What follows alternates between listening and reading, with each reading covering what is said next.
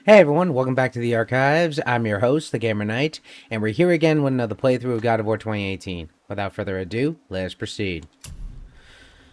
We're going to be picking up where we left off, trying to get out of hell that Atreus put us into, and of course, elaborate on certain stories that have transpired over the weekend.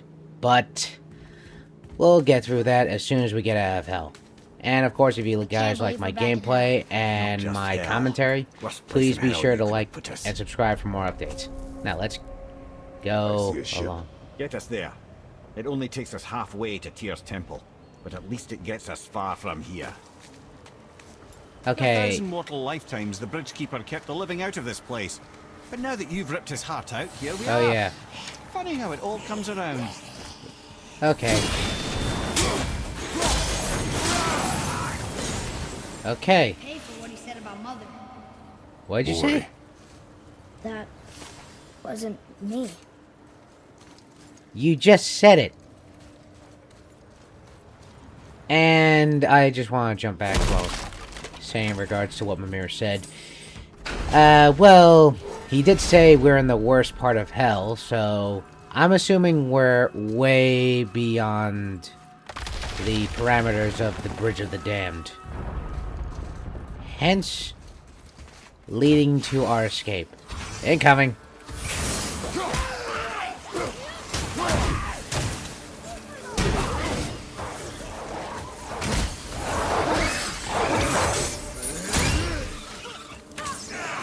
Ah. Now let's get going. Out of hell. I don't tend to linger with the dead. Although I have tangled with the dead in several video games. But we're gods. Oh. We can do whatever we want. Turn away, boy. Look away. Look away, child. That's what I said to your mother. Right before I gave it to her. Jeez. It wasn't me. I couldn't have done that. Do not dwell on those thoughts. Not here. Yeah. We must keep moving. Yeah. I believe somebody... Oh, I remember. Anthony Hopkins in the Wolfman reboot. I would like to interject with Kratos to say that never look back. The past is a wilderness of horrors. No joke it is. Ed, what was that? Not just the old and sick come to Helheim, so do the criminals. Oh. Hell must not draw a distinction between us and those whom these visions are meant to torture. How do we stop it? Escape hell as soon as possible. You read my I'm not gonna mind. let it bother me. Like you said, Mimir, it was just an illusion. I wasn't. No. But it is who you have become of late.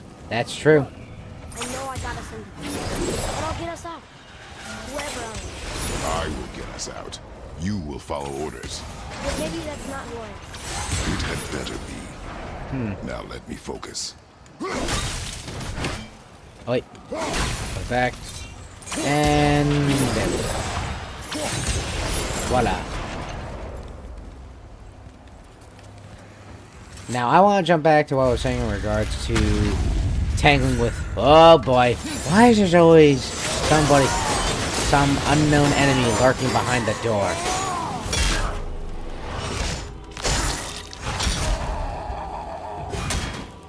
I'll take back my axe. And... properly handled. Alright. Now, as I was saying, with tangling with enemy variants that are actually among the dead, I have encountered ones from movie IP licensed games. If any of you remember from, I would say, 2003 or 2004, was the release of the final movie of Peter Jackson's live-action adaptation of Lord of the Rings. And if you can recall, there was one particular section that focuses around Aragorn, son of Edelfo- Oh!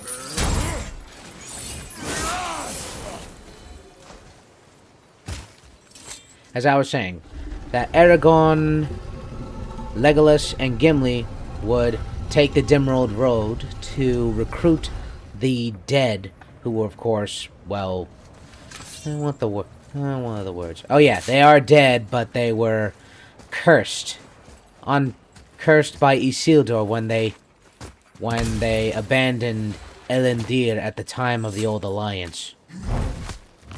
Hence leading to Eragon recruiting them, and I swear, fighting the undead was no fun.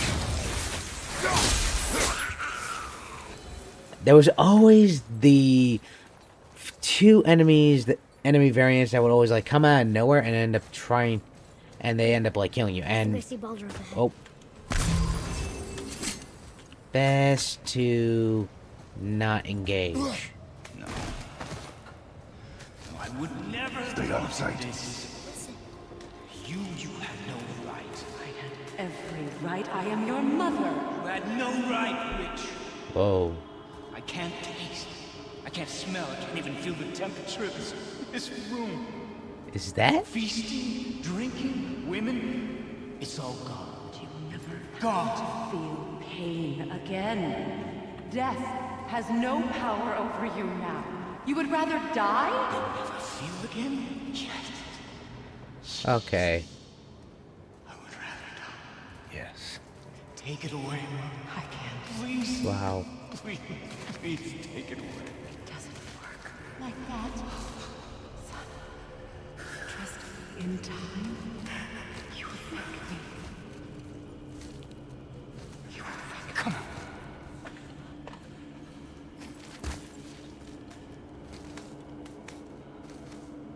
No. Yes. I won't. Come on. Ruined my life. Honey, we can figure this out. I promise. Trust me. I know how to. Holy crap. I can't fix it. Come on. Do it! Do it! Come on! Jeez. Would he do that?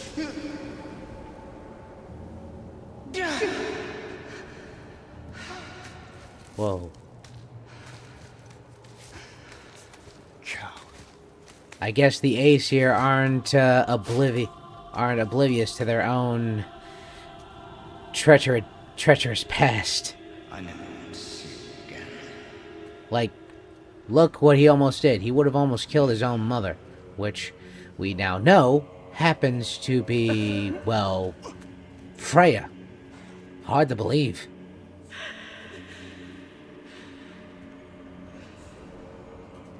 Man, he looks crazed. What you did to me. What you did to me! Freya is his mother. Why did you keep this from us, Head? Would you believe it slipped my mind? I would not. I'm at a loss. You're I'm the sure you've smartest no man reason to alive. keep such a thing a secret. There's the boat. We will speak more of this. Also, also another thing, if that happens to be the truth, and you're the smartest man alive, Mimir, how in the hell can you leave that little tiny little omitted detail about one of the Aesir's... Oh, okay. Here we go.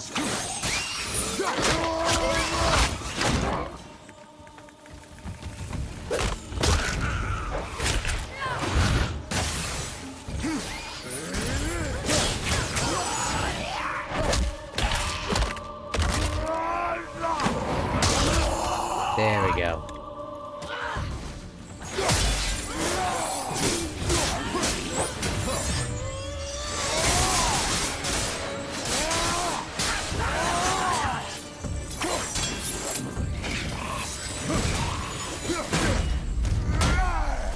See ya. Such chaos. I will have much to do after I kill. Who is that? We must hurry. Was that what I think it is? That voice pattern sounded familiar. And on top of that, that line also sounded familiar. But I digress. Let us continue forward and... oh, it'll be hard to actually miss out on loot, and might as well, since we have the time, I can discuss what's actually been transpiring. As you all can recall from the last few episodes that we had traveling down to, well, Tyr's vault, we noticed Tyr, the god of war for, well, the Norse mythology, who fought for peace, had a couple of experiences, and was a god of many things. He had been known to actually travel to different lands, hopefully to use the wisdom needed to help benefit, you know, the Nine Realms and Midgard and so on and so forth, and hope deal with the Aesir. But there was actually something that I want to elaborate with this, and this corroborates with a story that correlates with an upcoming project from Santa Monica Studios. As we all know, there's actually an upcoming, well, God of War spin-off game, and no, it's not the remakes, although we know that T.C. Carson has actually confirmed that, well, certain mini-games in the God of War Greek trilogy will return back in their truest form, and those who have played, of course, the original God of War trilogy will know. God of War 1, 2, and 3. But that's as much as I want to say. Now, as I like to go forward with continuing with the rest of the story, the next God of War spin-off title will be focused around being a prequel. And it's going to be focusing around a Kratos' deceased wife, Faye.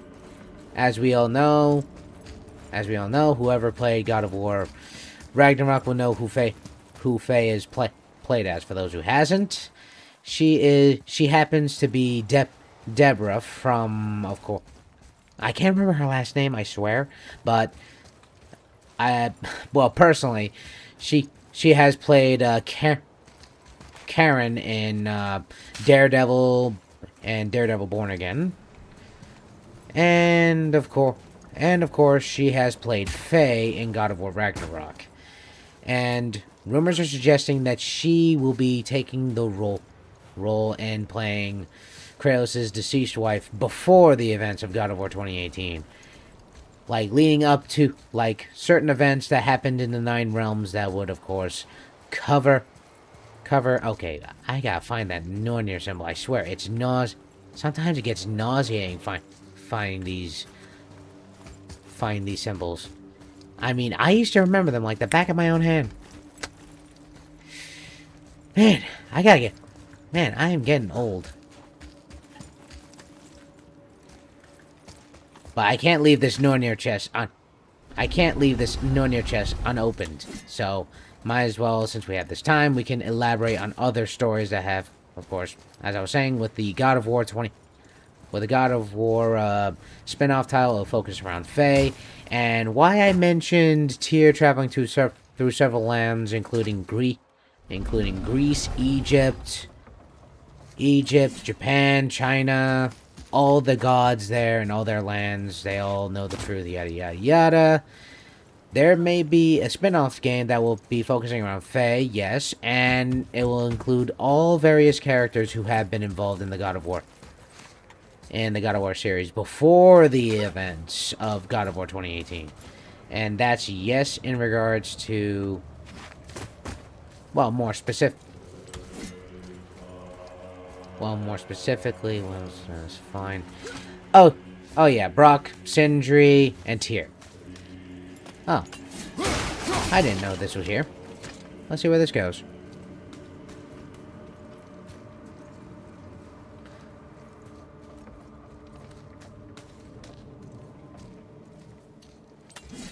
Okay, let's make sure Baldur's gone. If he just smashes through that after I open this chest, then I have to run like hell. Whew.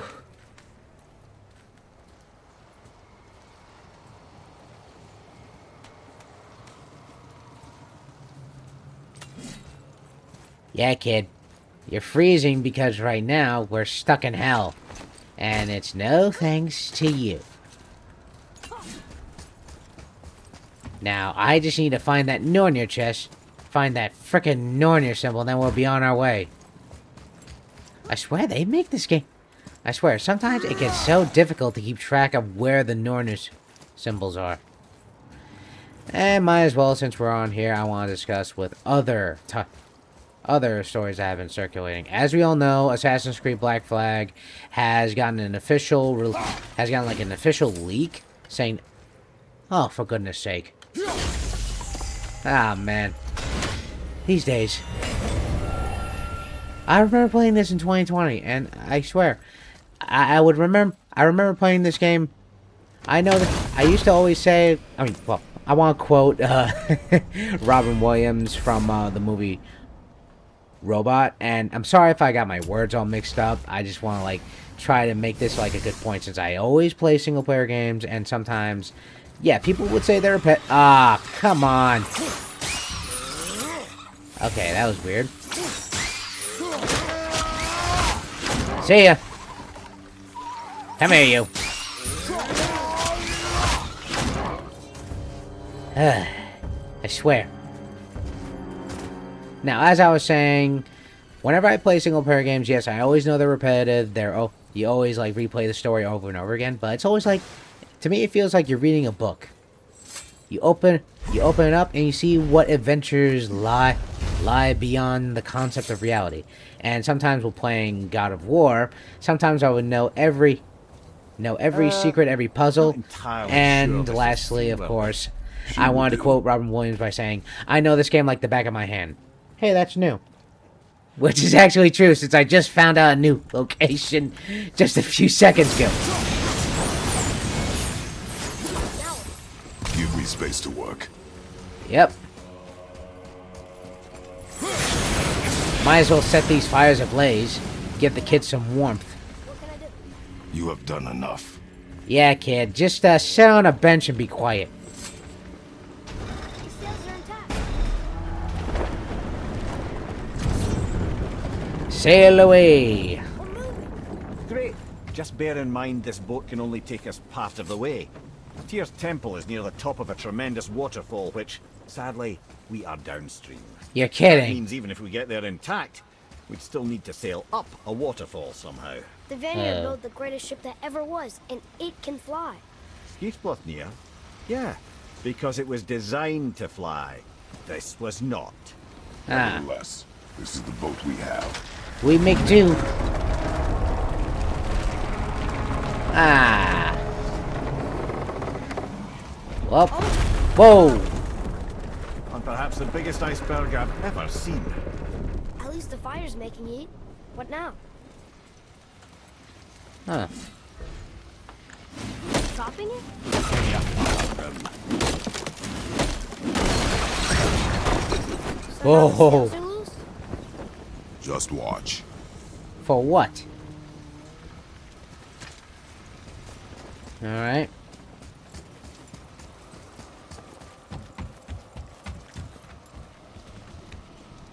They're pulling the sails down? But how are they gonna catch the wind? Huh.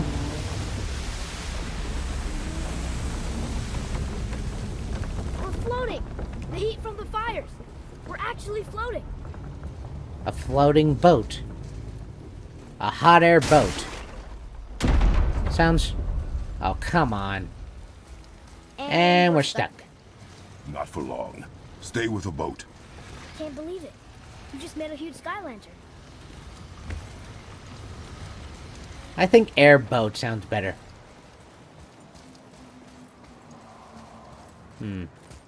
Let's look around.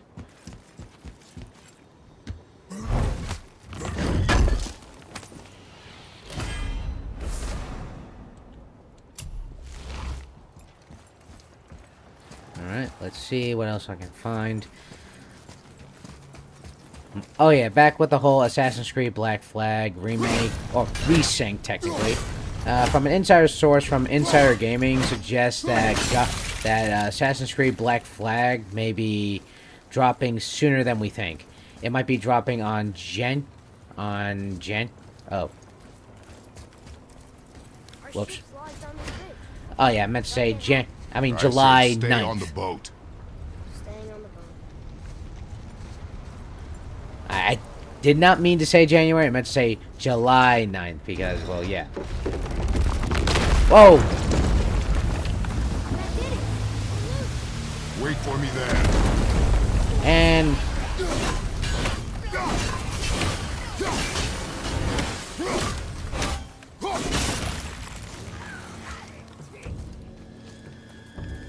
what was that?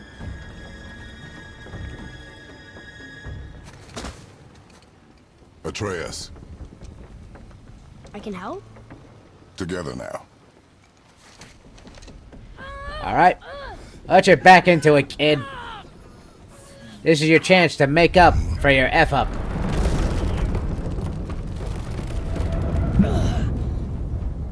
We did it. We're free. We are going to get out of here. Yep. Face me, father. It is time to end this. Yes, my son. It is time. Oh, no. It's that voice again. Do you know who that is? I do not know. I know that voice. It's, for all of you who have played God of War 3, will know. Hold on! What the?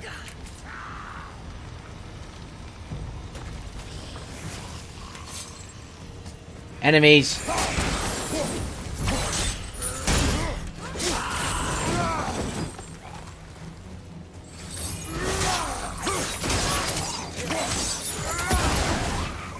Slammed. Boom!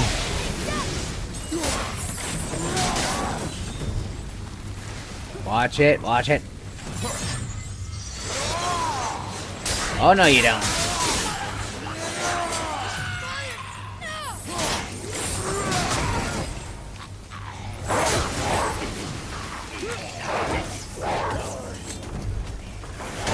I ain't leaving without that axe. Putting out the fire! Port side? Oh boy. That's a lot. That's a lot. Oh no, you don't.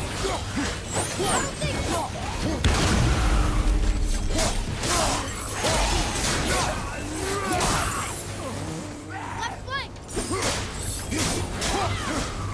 Gotta fight multiple variants. Oh, what the hell? Oh, that's not good. Harpoon! I will free us! We've been boarded. Get off my boat.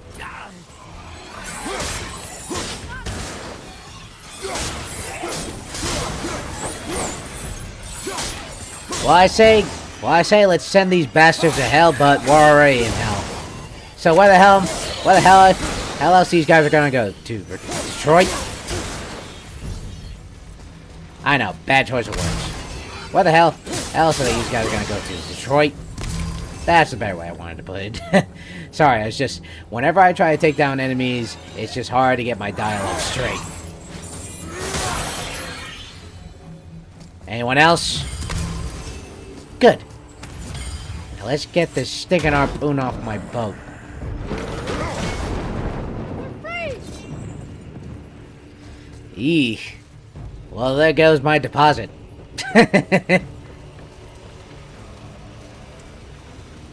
Ed, how long before we reach the temple? Yeah, it's freezing. As long as we maintain this speed and those fires don't go out, we should be there in no time, lad. Best to replenish the fires. Oh, come on. Okay.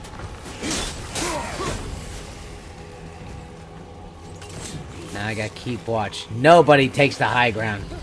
Oh, crap. Oh, it's these.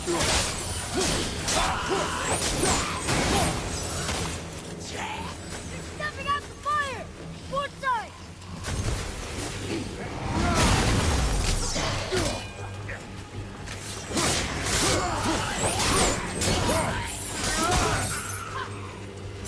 Replenish the fires.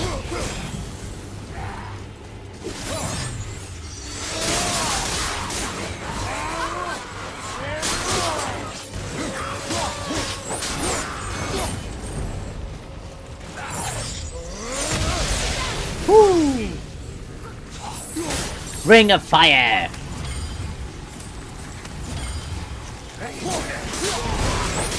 Come here, you! Eat foot!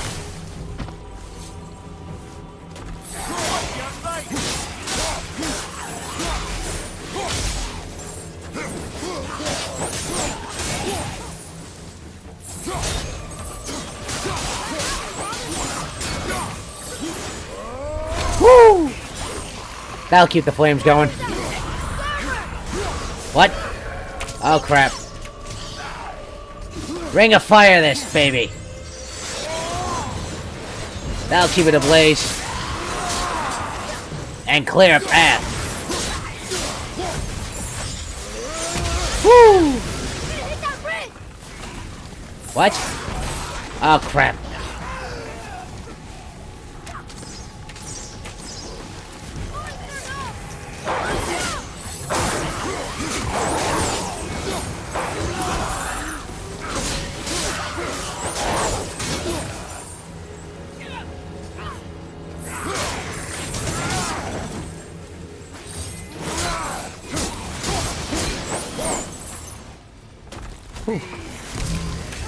Well, these guys just quit.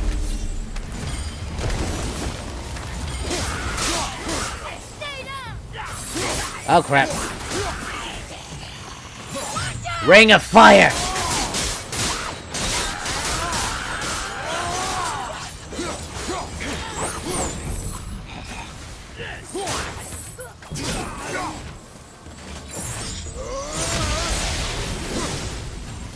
Woo.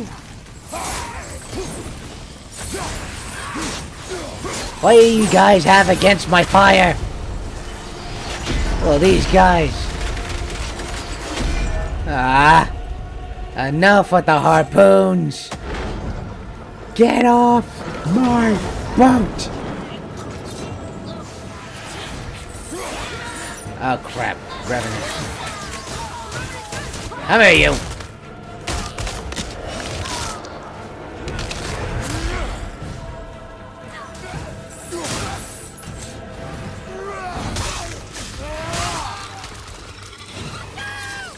Explosive.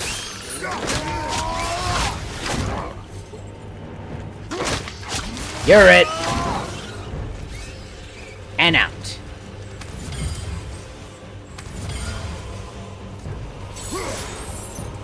Alright, keep the flames going.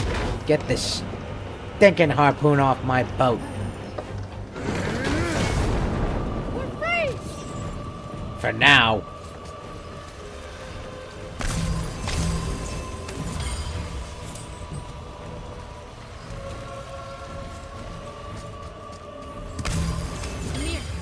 How's the fire staying lit? Would you believe magic? Or those blades? Is there a difference?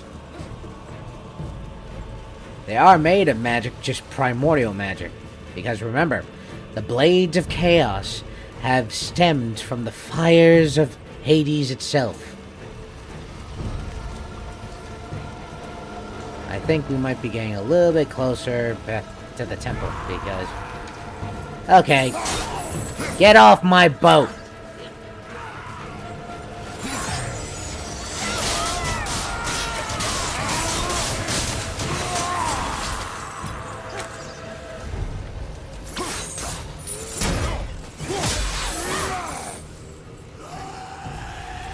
Here they come!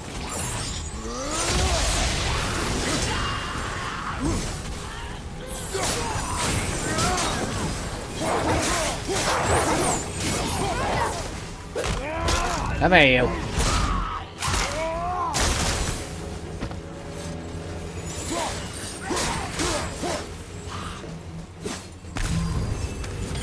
Oh, crap.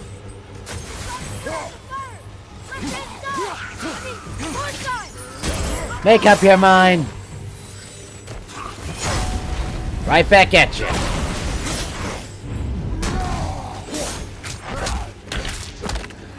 I said, get off!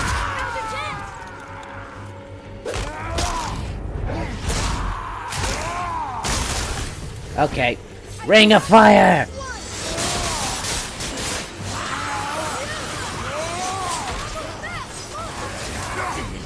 We better be near that temple. Whoa. What now? We're stopped again. With more harpoons. Been harpooned. Enough with the harpoons. Okay, I had enough of this crap. Come here, you.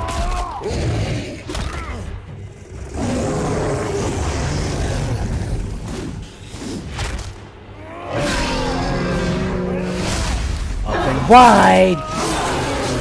All right, now the rest of you. Father. Now. It'll break off. I know. Lose that harpoon.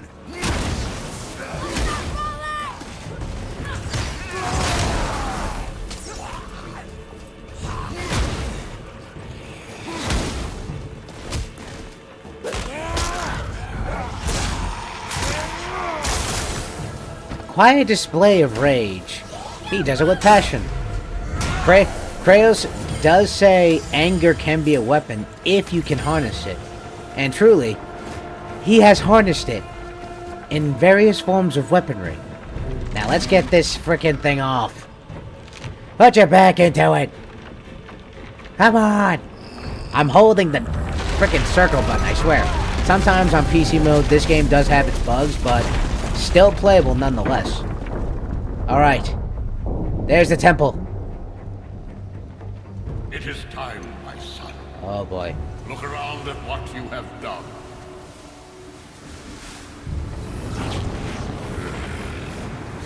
Oh no.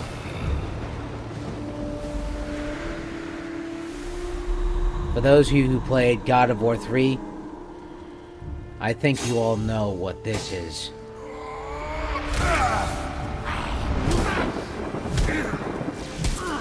Oh, I remember this moment.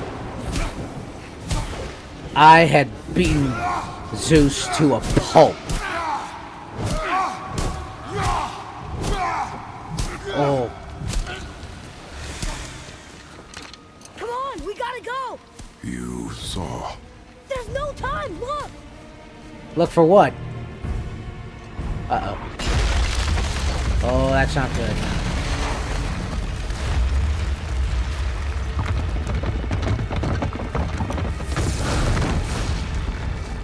I have a plan. Okay, what's your plan? Jump.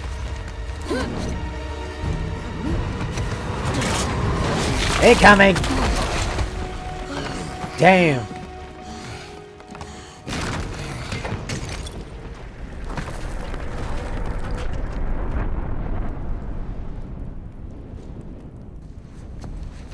That was your plan? You're both cracked. We are leaving this realm. Now. As long as we didn't wreck our way back. You read my mind, Kratos. Also, Atreus, that wasn't a plan. That was just a shit sandwich without the bread. What is this place? This is Odin's. I'd recognize his atrocious taste anywhere. Atrocious taste? This doesn't... How can you tell? Alright, you are under his command. Look at that. It's the missing panel about Tyr. Ah, Odin must have stolen it. But why? He always has his reasons. Might I have a look?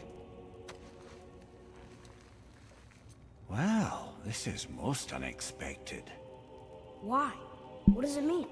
I haven't the foggiest. Isn't that unexpected? Head. Look, clearly that's Tyr. Traveling somehow. Perhaps magically. But what's that to do with the giants that they should devote a shrine to it? I'm afraid that is none too clear. What are those runes in the corners? Not runes. Symbols from different lands. They mean... War. Aye. How do oh, you... This one I know too well. as do I. As do I, old friend. Oh.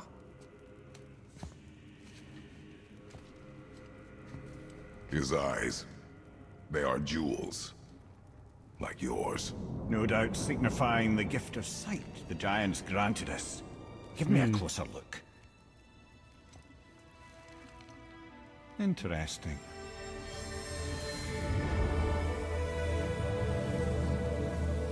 Oh. You What took is the that? words right out of my Secret mouth. plans concealed by Tyr so none could access but him, and those few others the giants trusted. And right under Odin's nose, ho ho ho! I did promise I'd get you to Jotunheim. What do you mean, Head? You said we were out of options. Yeah. Don't you see, brother? Odin never gave up hope, and neither should we. He knew there was a clue in here, but we're the ones who found it. These plans are for a key to some chamber Tyr's kept hidden.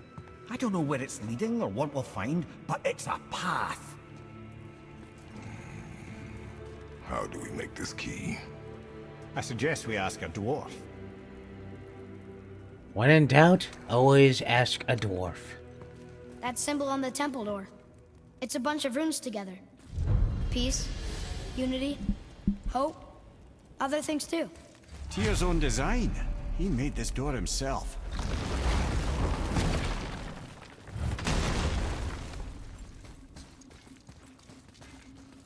Alright.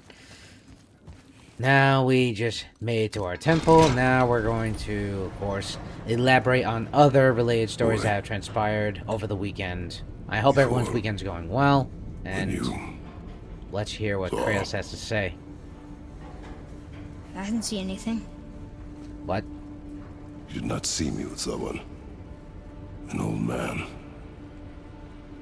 What old man? Can we go?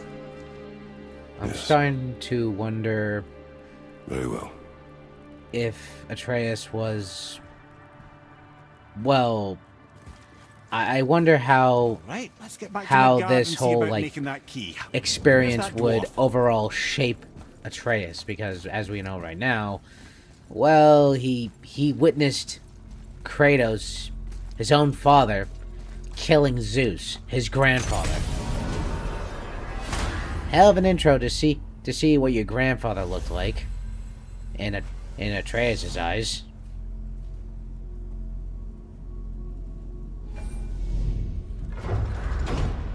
Now back to Midgard.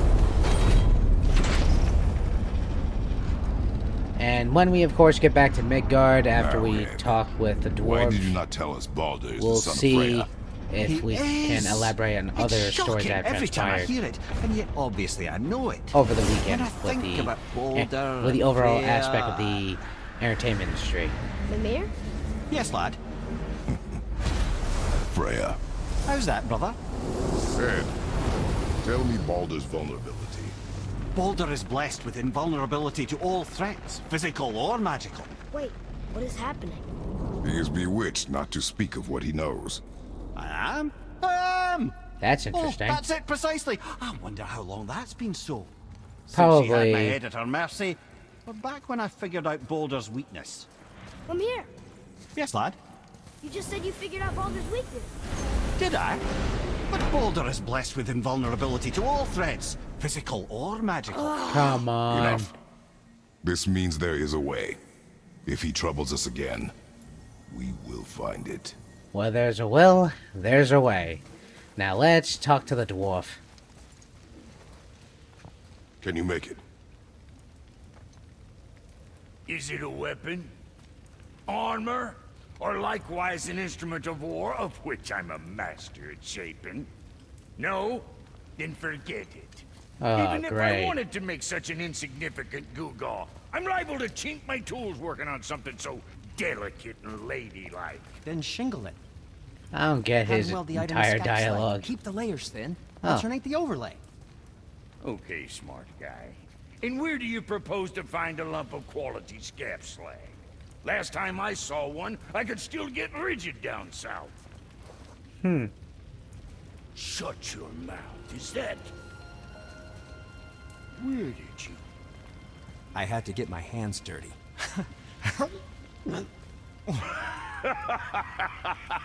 Well, don't just stand there.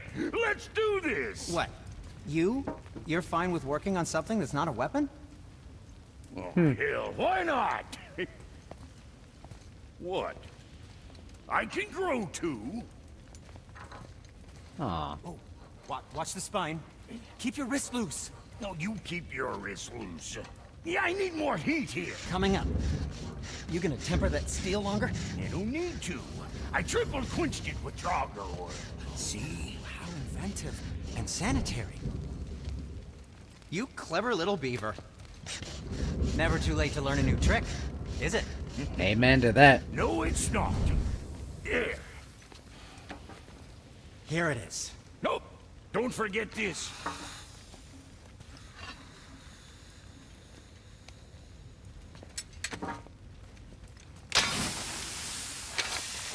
Oh, wow.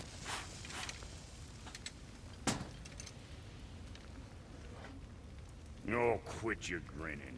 It's downright unsettling. It's just nice to see you together. Aw. But now the rune on your brand looks different.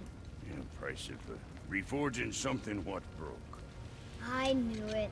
You two love each other. Oh, cut it out, princess. You're gonna get me old. I like the new one better. Don't you? I think I'm starting We to have dig. work to do. I'm starting to dig it. The logo seems good. And Kratos is right. We do have work to do. No. And that includes visiting other realms, because if you remember from our last episode, we unlocked the travel rune to Niflheim. And on top of that, we still have a few more missions to deal with on the map. As we all know, yes, with all those helmets, we have to actually go to find the Council of the Now we just need to Valkyries. figure out what door this key opens. It has to be somewhere around the temple. But there's still resources around. Might as well. And while we're at it, we can discuss with all that has transpired within the Atreus, entertainment follow industry. me. Sorry, I got distracted. Yeah, kid. Now, I want to jump Right. into Now that we a... got the key, we can open that big door anytime we want. Let's explore. Yeah, we are going to explore, because right now we need valuable resources to prepare for what lies ahead. There's something down there. And of course, with everything. And of course, if you guys like my gameplay and my commentary, please sure to hit that like button and subscribe for more updates. Now, I want to jump into another story that has transpired this week. Why did you say Tyr felt Well, responsible for what? We'll let the Odin did to dialogue Giants? speak and then we'll jump into the article. There was an incident shortly after the forging of Mjolnir, when Tyr arranged a diplomatic meeting between Odin and the giant kings.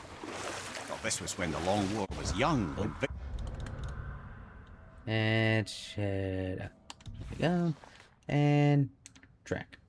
Huh, that's weird. Can't track victory it. was still a thing dreamed of, and the Jotnar might have tipped the balance between Aesir and Vanir. Odin had persuaded Tyr that the hammer was merely a deterrent, a means to broker peace from a position of strength. Huh. Tyr was hopeful to convince all parties they would prosper best through peace.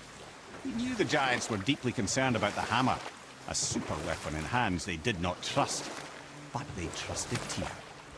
Tyr always believed the best in people, and taking Odin at his word in his desire for peace, he brought the Raven King to Jotunheim.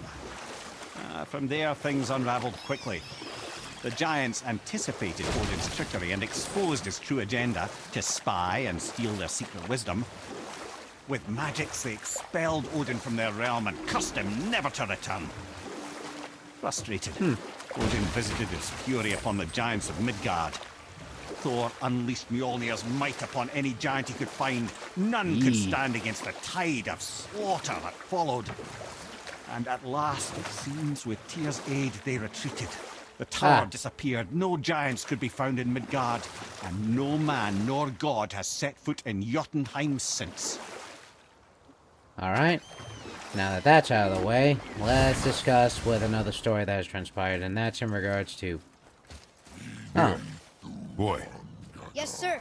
another frickin' troll. Another map. Bet we'll find something useful here. Oh yeah, this one's in correlation with Carl Urban. Oh, here we go. Alright. Let's get this over with.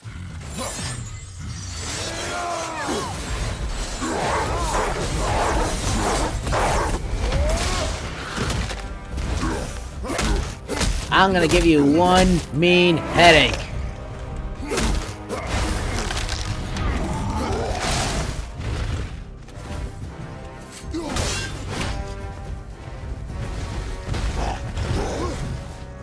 Whoa.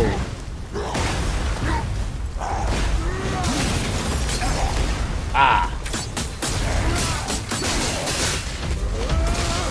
I'm here, you.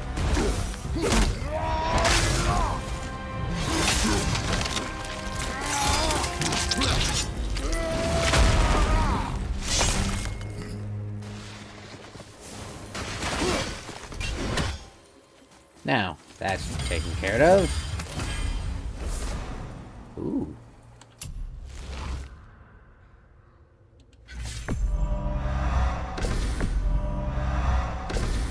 Let's try this out.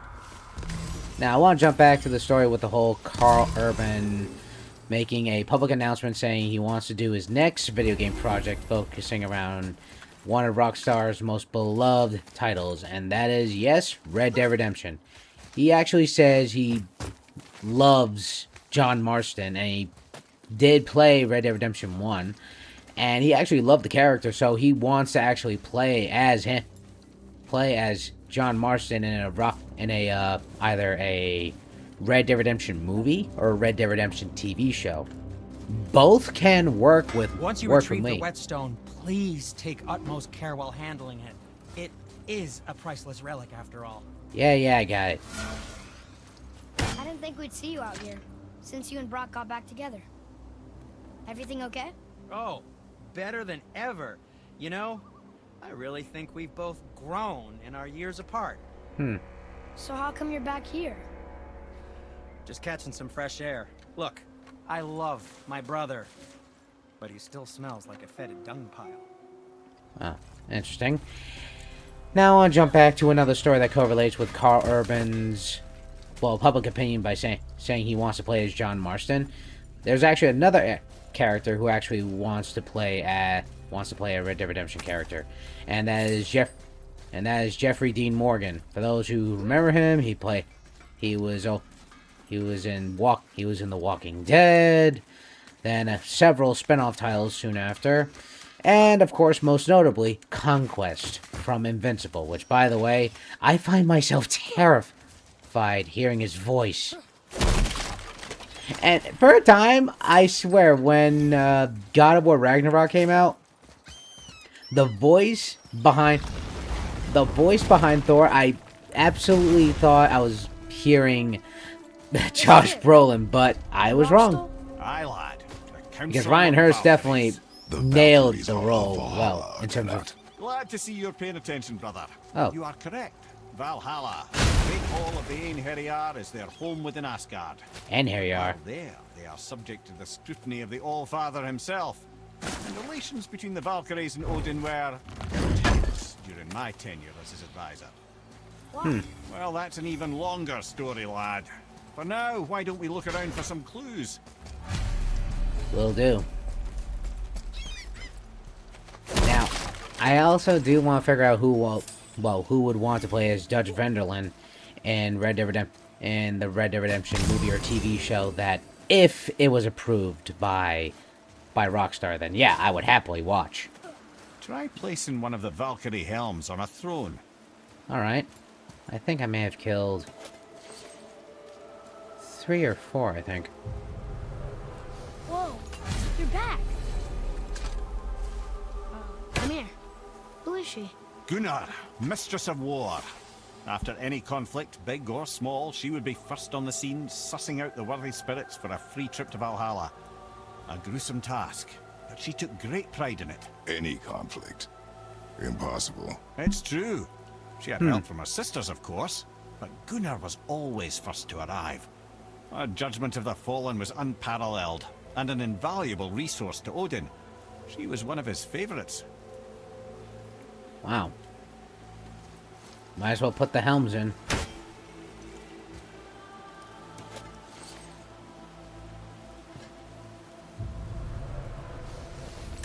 Oh, wow.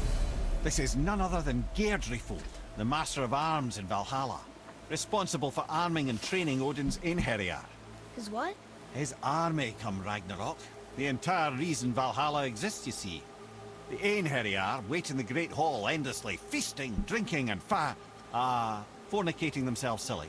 Yeah. Once Ragnarok begins, Odin calls them into service to fight on his behalf. Deirdre Fool had her hands full training that lot.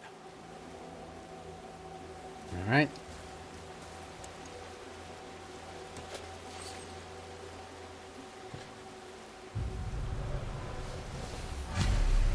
This is Rota, a chooser of the slain. I thought all the Valkyrie did that. Not exactly, lad. Although that is what they're most famous for, and by far their greatest responsibility. You've seen what happens to the dead without the judgment of the Valkyries. Hellwalkers. That's right. Ah. Rota, Gunnar, Skuld. Without them to clean up the aftermath of battle, hell overflows with souls meant for Valhalla. A sorry state of affairs. Rota must be beside herself.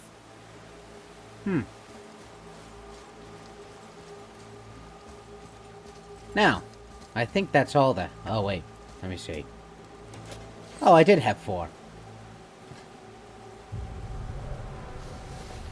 Olrun, once the daughter of a powerful chieftain. She fell defending him during a Reaver attack. Olrun was escorted to Valhalla, where she chose to devote her afterlife to the pursuit of knowledge above all else. Quite unusual behavior amongst the constant drinking and feasting of her fellow Valhallian denizens. Interesting. How'd she end up a Valkyrie? Odin. He saw a kindred spirit in sorry. Olrun's single-minded pursuit of knowledge. He appointed her as the Valkyrie's resident historian. Sorry about that. I had to adjust my microphone for a second. Now I wanted to actually jump back into... Oh, I think that's all the helms. Well, the ones I own anyway. Still got a few more to go. Now, as I was saying in regards to... Well, this one co-relates to another story, and this is not related to the next Red Dead Redemption title, but it does correlate with the leaks from, well, from Paramount's upcoming movie from the studio that brought us Avatar: The Last Airbender, called The Legend of Aang: The Last Airbender, which was supposed to actually go for a theatrical release, but Paramount dropped it.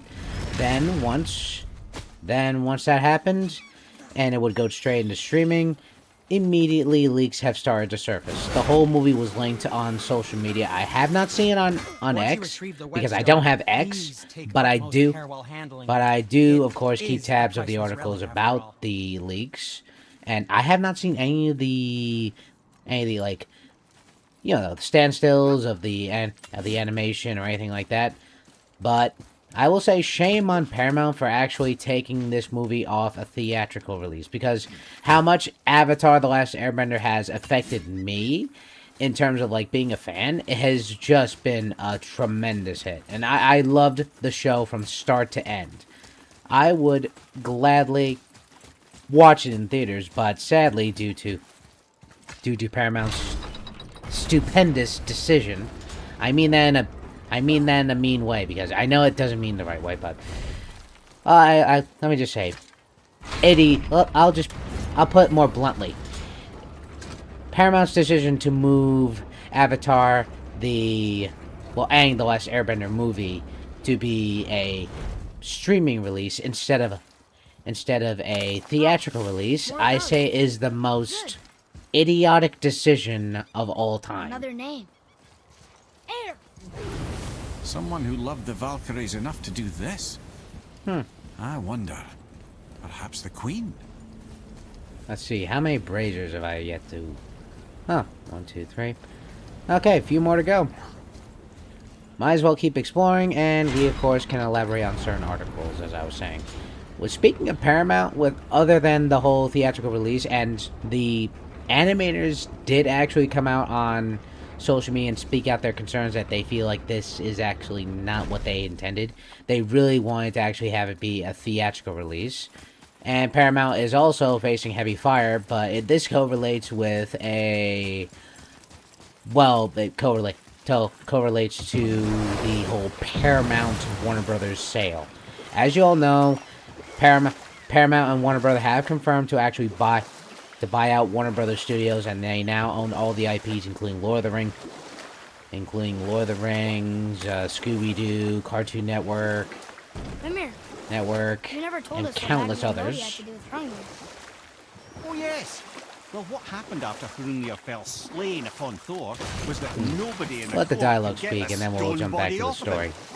Thor was no use at this point. His brain rattled, his breath shallow, but none of Odin's men were nearly strong enough to help.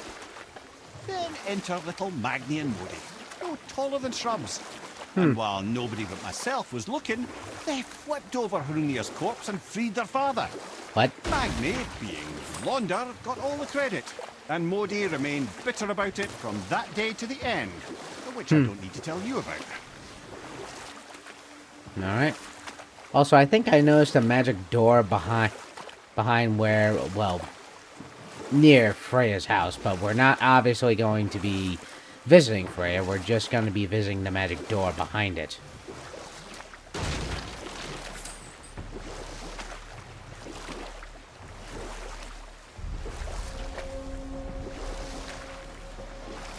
And of course, I think I did see a couple of chests that were left behind. Eh, might as well. Oh yeah, and there's also the Winds of Hell.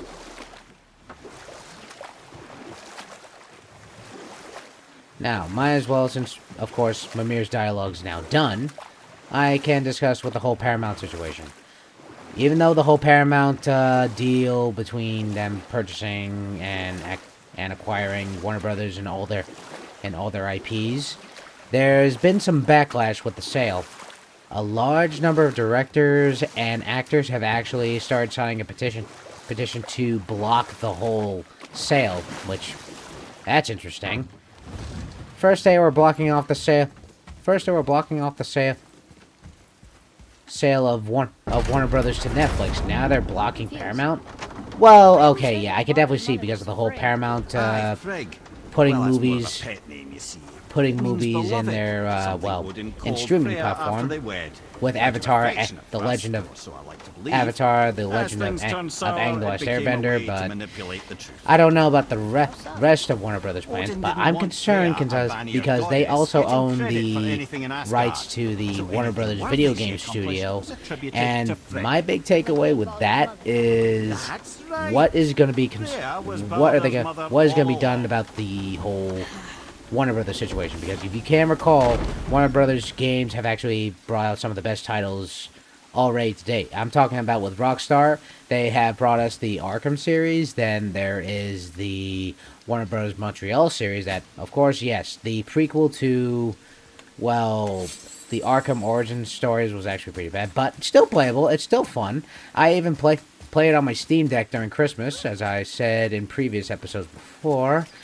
and the big thing is, will they start open sourcing Warner Brothers Studios' most beloved IPs, such as Lord of the Rings, or Middle-earth, Shadow of Mordor, and Shadow of War? Because when those games came out, they were actually the best ever, because it produced the newest form of gaming mechanics for modern AAA gaming, and that was none other than the Nemesis system.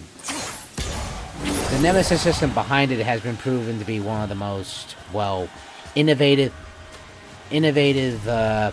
gaming platforms of all time. I mean, gaming programs of all time. Because if you can recall from Shadow of Mordor, whenever you die, your enemy increases its rank. You can also, of course, train your enemies to fight by your side, and many, many more. Where to next? Right now, burn through this. I hear you.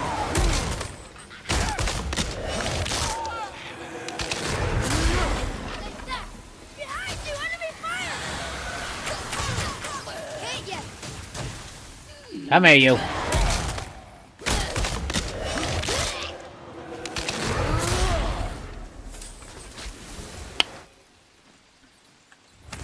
Now with the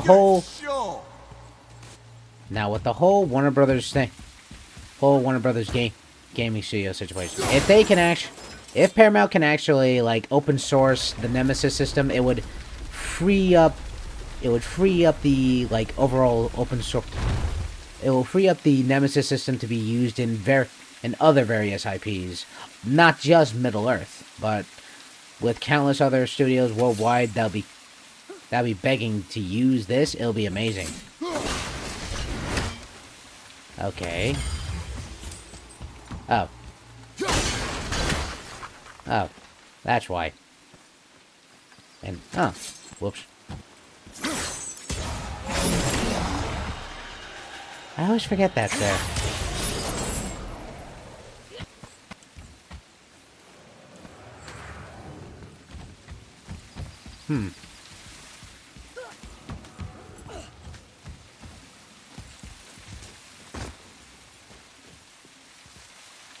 Kid, are you gonna get on this thing or not?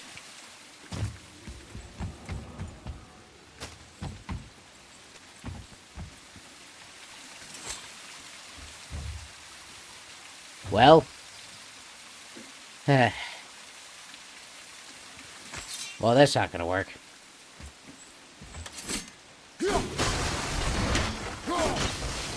Look here.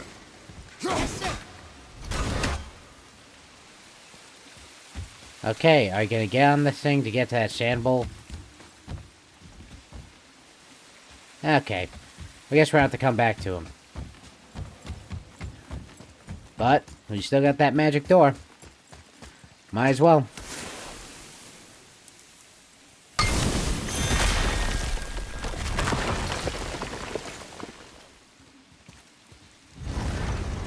Now, I want to discuss another topic, and this correlates with the whole Asa Sharma preparing to reshape Game Pass, and of course, reshape Xbox to what was beforehand, bringing back more exclusives to the platform, and of course, try to improve sales worldwide in terms of Xbox. Because if you can recall, I've said it numerous times on this channel that Phil Spencer's whole Xbox Anywhere campaign has been pretty much killing the platform from the inside out.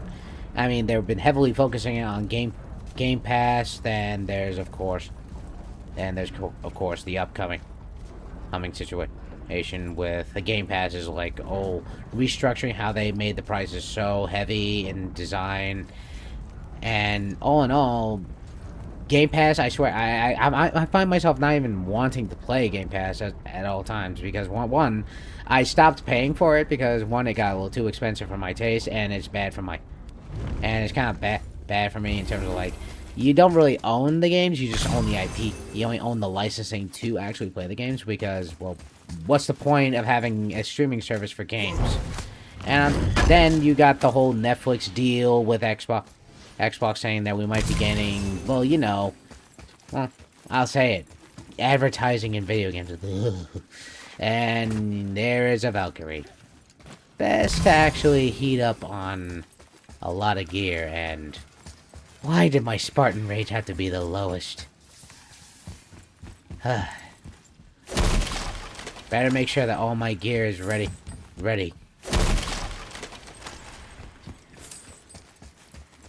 Atreus, follow me. Be right there. Now, as I was saying with the whole gaming IP situation, I'm honestly, I still buy a lot of my games physically at launch, and here we go. Well, are we gonna fight her? There's a trapped spirit in there. Quiet, head. Get ready. Here we go.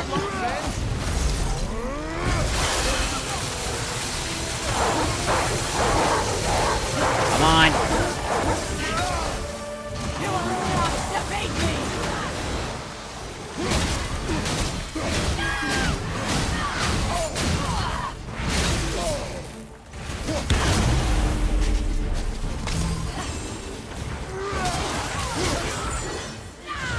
Whoa. Nice try.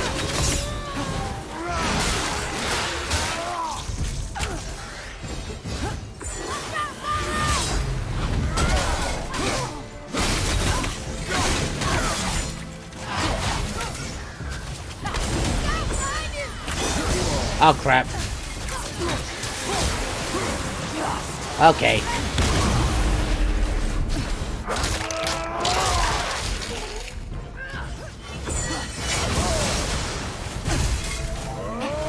Will you just go down?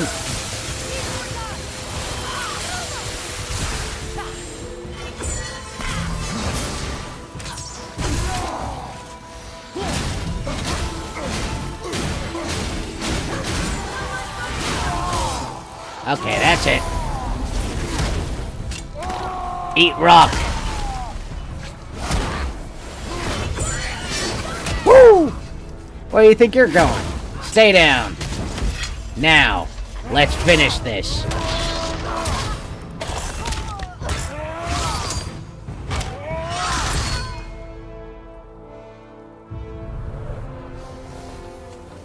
Down you go. Thank you. I am free. But why was I imprisoned? We think your queen did this to you. But why would Sigrun hinder our duty? That's the interesting. mystery we're trying to solve, milady. Can you think of any reason she would have to do this? No. Without the Valkyries, those who died in battle will not see Valhalla. Helheim will overflow with the souls of the departed and drown Midgard in a sea of vengeful corpses.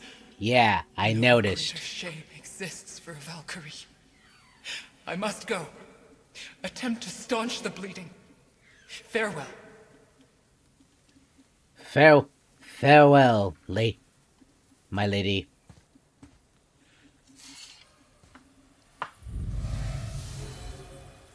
All right. As Valkyrie fights goes, that's a very unique I believe you have Valkyrie plans fight. ahead. Well, I say that because, well, yeah. She imprisoned the Valkyries to Let's see. defy him. Sigrun hated Odin, no doubt about that. But her She duty, did? her responsibility.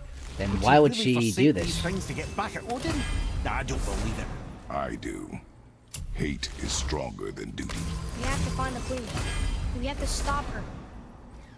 I'm sorry, Mimir. Aye. Don't be sorry, lad. Sigrun brought this on herself. Only wish... Well, wishing only gets you so far. How will we find her?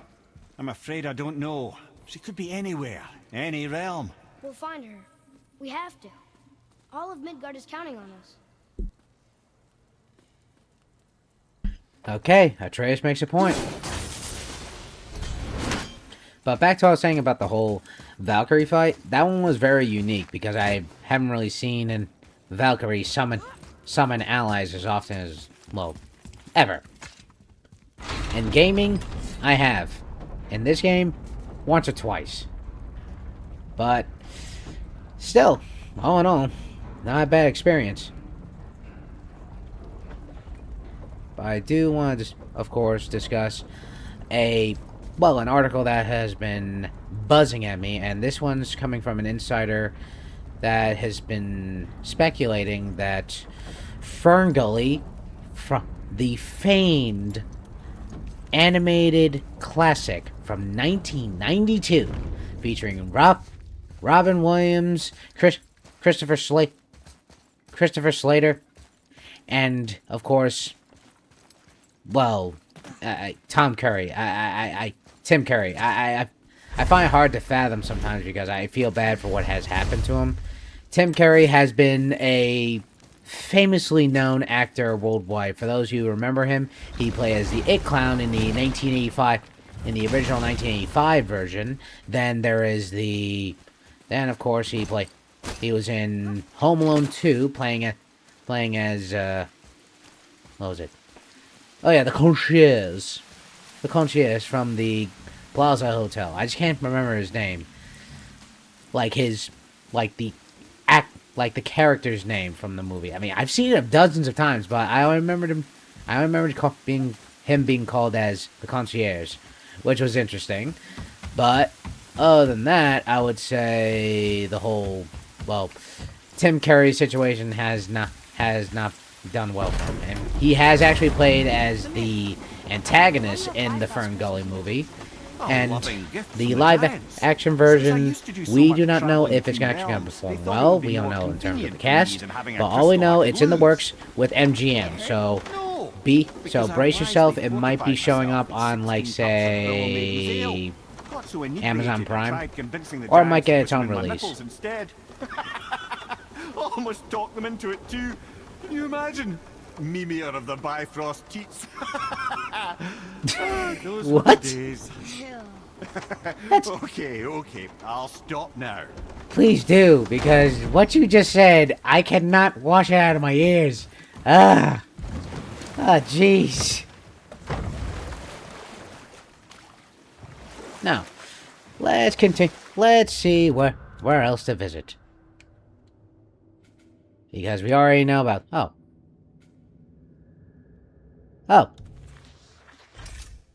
Ah, we gotta get to that whetstone. Totally forgot about it. Now, while we have this time, I want to discuss with another story that has actually transpired, other than the Fern Gully live-action reboot coming from MGM. Why did you work for Odin if he's so horrible? It's Well, my let the dialogue career. speak. And if you mean to make your career as a counsellor to kings, you can't very well rule out petty maniacs. Available positions are scarce enough. My first master was a cruel piece of work as well, but I learned through him the enduring power of wit, which served me well with kings and gods alike. I couldn't have been much older than you when I started. A fairy king's errand boy and unofficial jester. By night, my mates and I had the run of the forest. Good fellows they called us, knavish sprites to the last. We'd get up to all manner of mischief, making fools of the local mortals. But as long as our lord was kept amused, we were spared the consequences. Oh. Then one day he was not amused, and I saw fit to move on. Thankfully, the ages and roads travelled since then have turned me from that merry wanderer into the paragon of virtue you see before you today. Interesting. Now, I want to jump back to another story that correlates with another spin-off title coming soon, and that is focusing around everyone's favorite action hero by Sylvester Stallone, John J. Rambo. Born in Bowie, Arizona, of Indian German descent, joined Army joined U.S. Army in 1969, accepted into Special Forces in Vietnam. And yes, it's in regards to, yes, John Rambo is getting his own movie again, and this time it's obviously not Sylvester Stallone, although he'll be involved in the project in a more, not in an advisory capacity, but directing the movie itself, but also giving the rundown of the character. And, oh, another beast to kill. We'll jump back to that story as soon as we deal with this fire agent.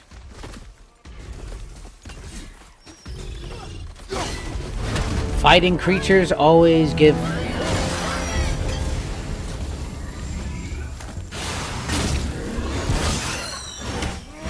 Oh crap.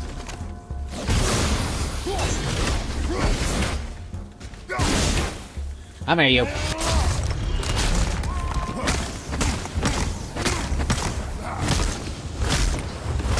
Ah, come on! I want to rip your heart out right now. No fun. You can keep it. It is over.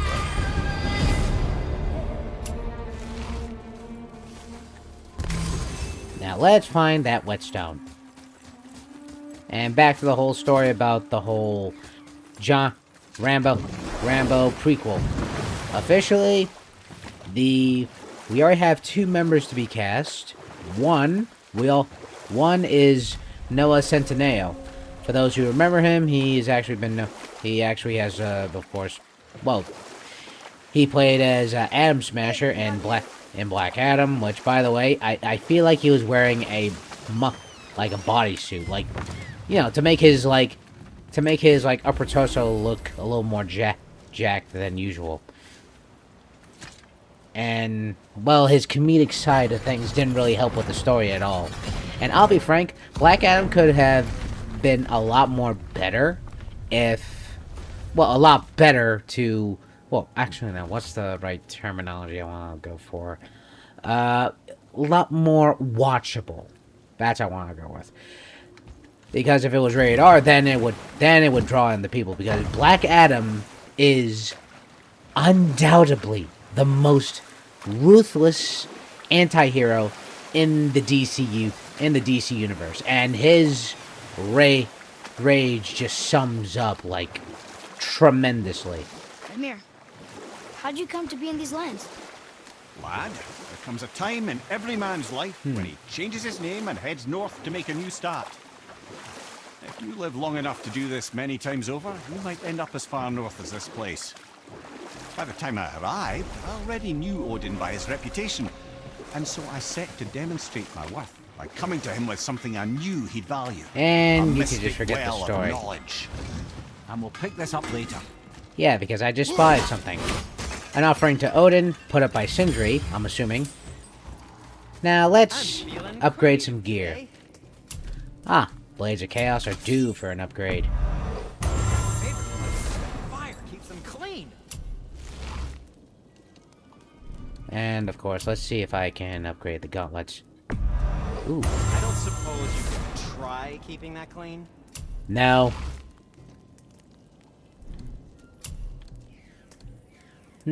Ooh. I'll take that. Looks amazing.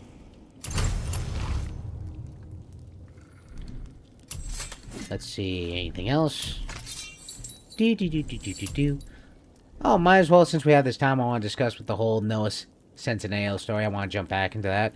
Officially, Noah Centineo, who has, of course, taken numerous roles through Hollywood, including from playing in The Recruit, M Smasher, and, of course, the upcoming Street Fighter movie, which already got its next trailer, which I have not seen because, one, I just want to be surprised when I go see it.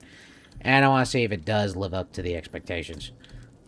Well, you know, for like a Street Fighter fan, because I did watch the like 1999 version with Rahul Prince, which of course that was his last movie that he watched before he died sadly due to a stroke. But in all measure, he actually wanted to do the role. He actually wanted to do the whole movie because, well, he's seen his sons play Street Fighter, and he wanted to actually live up to like the hype of like playing as General Bison, which I say, in terms of an antagonist role, he actually nailed it pretty well. But gone from the world too soon. He suffered a stroke and passed away, and he also played as, of course, Mr. Adams and the Addams Family. No.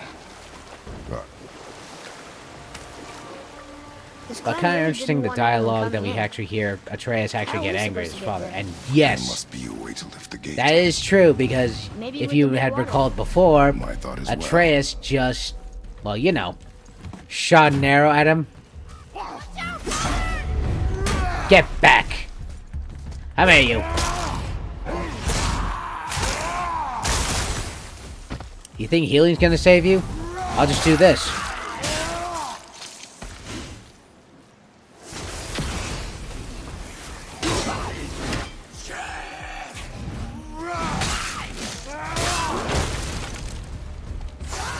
You little...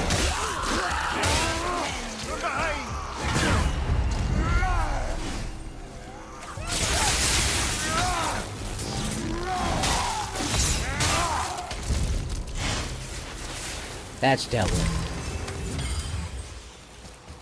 Now, with the whole Noah Centineo story, I want to actually get back to that. Like, I know I'm getting a little bit off track because I mentioned a lot of these, like, all these little snippets about the Street Fighter movies and all that. But Noah Centineo, he has been cast to play as a young John Rambo. And I want to jump back to going in depth with that story, is that David Harbour has been officially been cast to play in a role in that movie as well. Although we don't know who he's gonna be playing as, but I can get a hint on some idea who he's gonna be playing as, since it's gonna be like a young.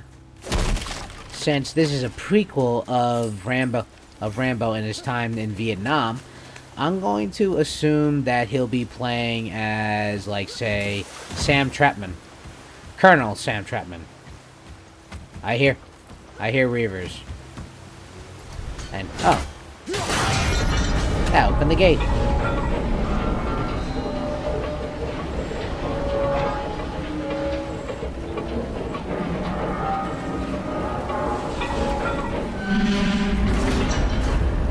Enemies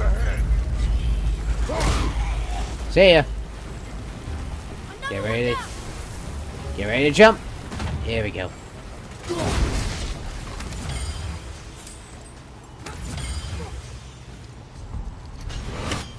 Now, let us continue with the whole Noah Centineo. I would say I was kind of skeptical when they cast him to play as John Rambo, but he has actually gotten a little bit more. But he has actually gotten jacked in this time away from playing comedic roles in comedic roles in some of his acting career, and also drama and romance films. I've only seen his overview of all his movies that he was in, and I'm like, okay, some of them are not bad, but well, Black Adam, of course, that needed serious redraft. I would have rather that they had delayed it, and the cast for, of course, Black Adam, although Dwayne Johnson had a good thing going on, and he has also been dubbed as a franchise killer. Although I'll say, with me. Well, When? Oh. What was it? I guess. Oh yeah. Sometimes. Oh yeah. when you His don't think I acting can with do something, Black Adam was but I pretty can't? bad. That's all I gotta say. It's not always easy to know what. It's okay. I get it. I'm little. Where's that whetstone, I wonder? We'll find out.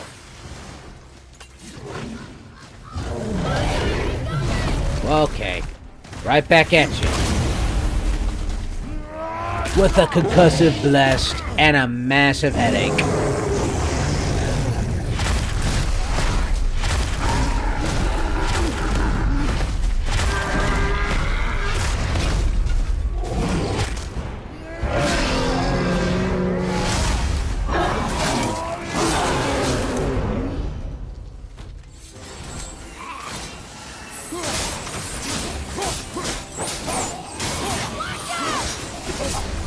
Ah, you threw off my groove.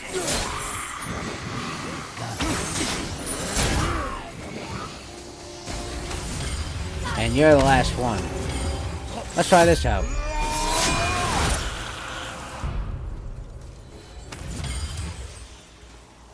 Searing pain, and poof, you're nothing but a pile of ash.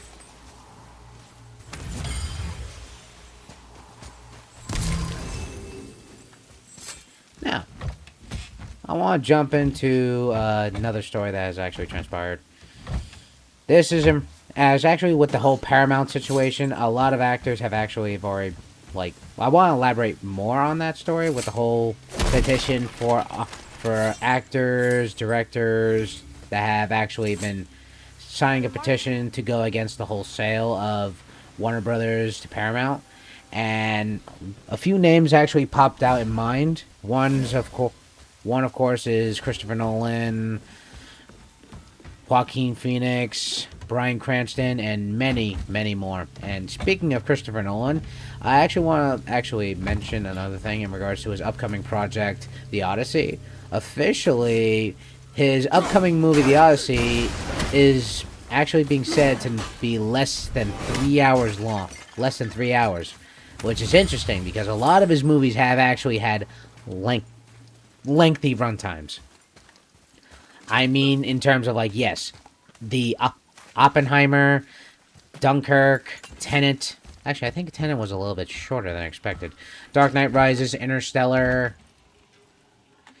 The Dark Knight, Batman Begins, and many, many more. All in all, yeah, it's quite an interesting case. If anything, I'm going to probably assume it will be just 2 hours and 15 minutes long. Or maybe less than that, maybe 2 hours tops. Oh.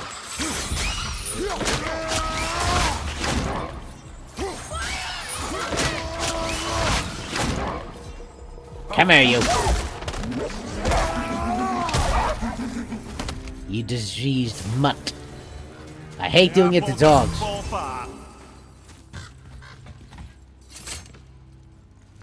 Alright, let's look around. I mean, we'll find out how long the movie's gonna go as soon as we, of course. Well, when it comes out in the summer. But I also want to elaborate on that since Tom Holland and Zendaya are actually involved in the project. Officially, there is some light around the actor and actress since... Oh, whoa. We'll find out. But we'll elaborate as soon as we find out what the hell that is. Alright, kid. Actually, I think we still have time to actually discuss with the story. Now, with the whole situation in regards to the whole Zendaya and Tom Holland, we already know they already married. 1. 2, they're in a large number of projects worldwide, including not including the Odyssey, Ephora, Spider-Man: Brand New Day. Well, I'm speaking in terms of like all the projects that they have both individually and together. And well, I think we'll elaborate more on that as soon as we figure out what the hell that is. Aw, jeez. Is that guy...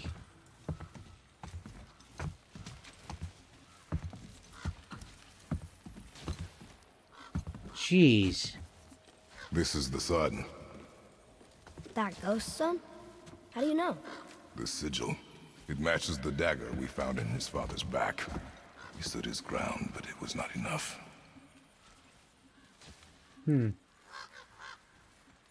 Yeah, but who impales him with that? Betrayal begets betrayal. My guess, the young one murdering his dad didn't sit well with the others. He thought himself ready to lead. It cost him his life. I guess. Look there, lad. By his feet. The whetstone!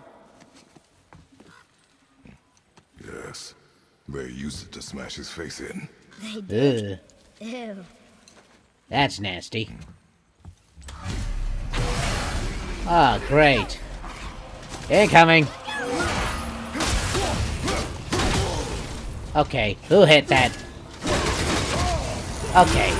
Back up, back up. Okay, you are throwing off my groove.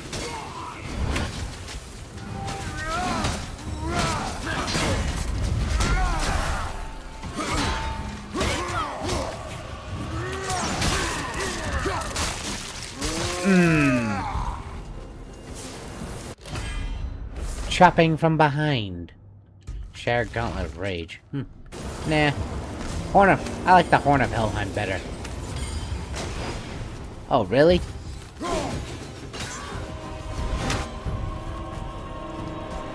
wonder why they left this whetstone behind.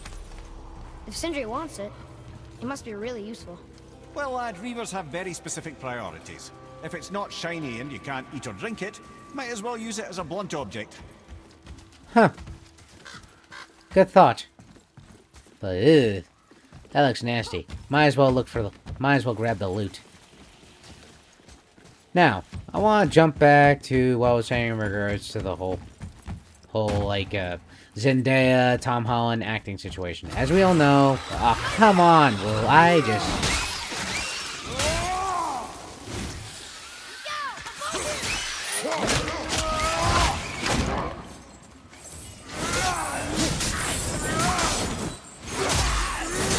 Back up. Oh, crap. When in doubt, always keep track of health stones.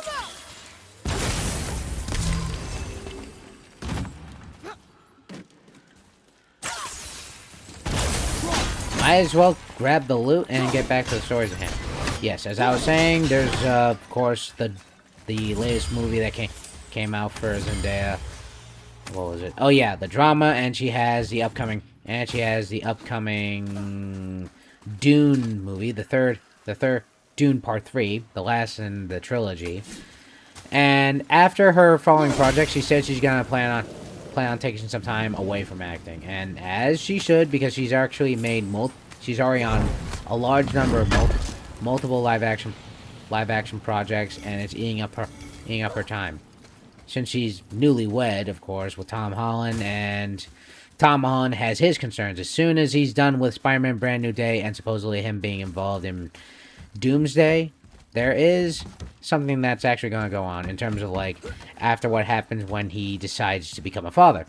According to a post that he made on social media, he says the only time he'll actually hang up the mask and web shooters is when he decides to become a father.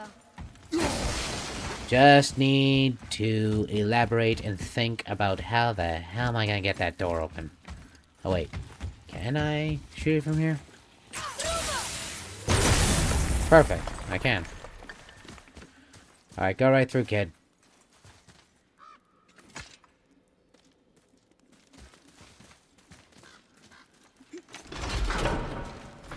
There was no way I was gonna be leaving without that loot. It's hard to turn down loot when it comes to video games. Although, if there's loot that I have to, like, buy through microtransactions, I am not doing that.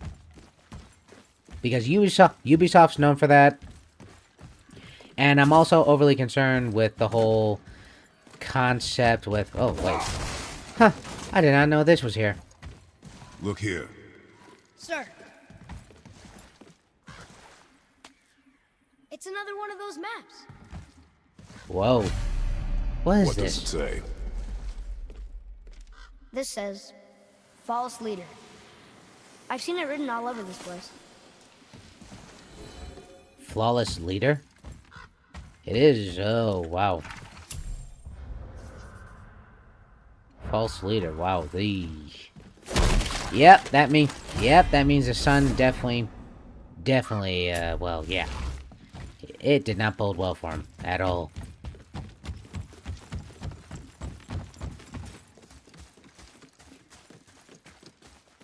Alright, now let's find a boat.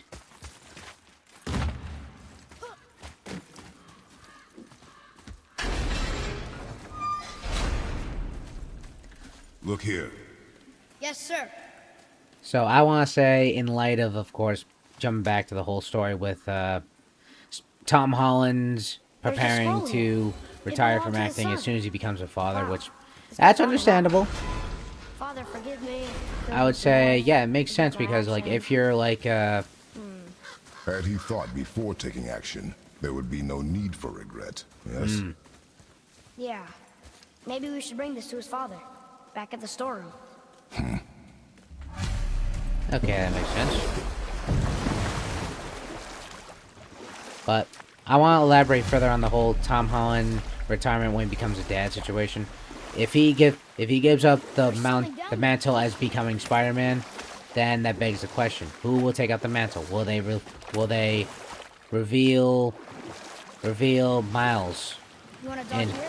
I mean, it may be possible. So I said it before. It could be possible that we might see Miles Morales come sooner than you think. Like, right after Brand New Day, and of course after Doomsday, we might get a first tease in Miles Morales taking his first steps in becoming the next Spider-Man for New York. So, we'll find out on that front. Also, I do want to discuss another trailer that has actually been circulating through the internet. I reposted on my Instagram, but I have not seen. It's the Mandalorian Grogu movie, and it's the final trailer. I want to say right now, I did not watch it because I want to be surprised when going to theaters, and I definitely know that at some point when I go to see a new movie in theaters, that trailer is going to haunt me.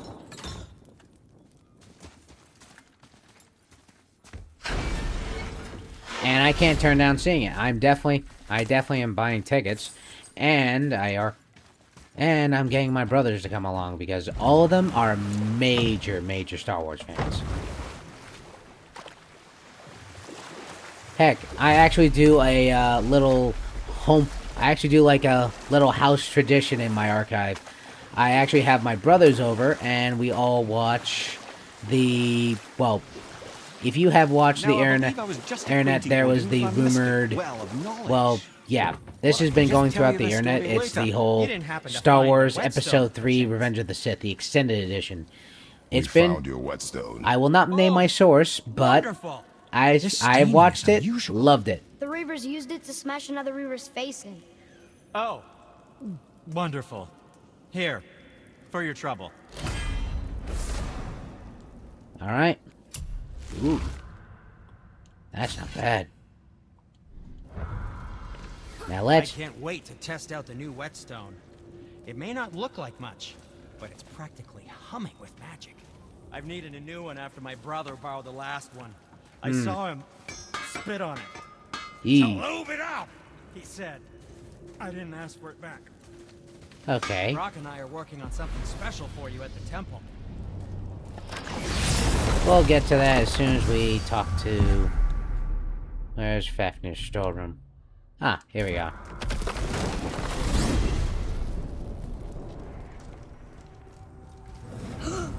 There it is. Wow. And we're right outside of it. Brock and I have been working on a new project at the temple. Come visit soon.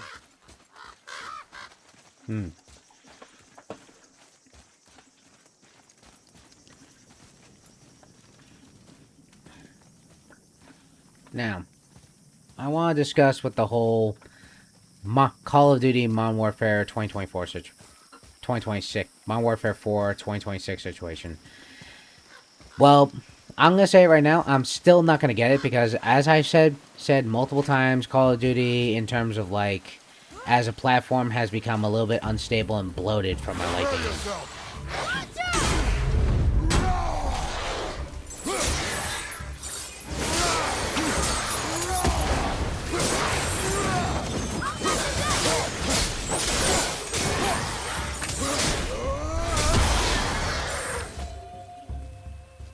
Now that is done. Nice job, kid. Now, back to the storeroom. Ooh, treasure. Got it.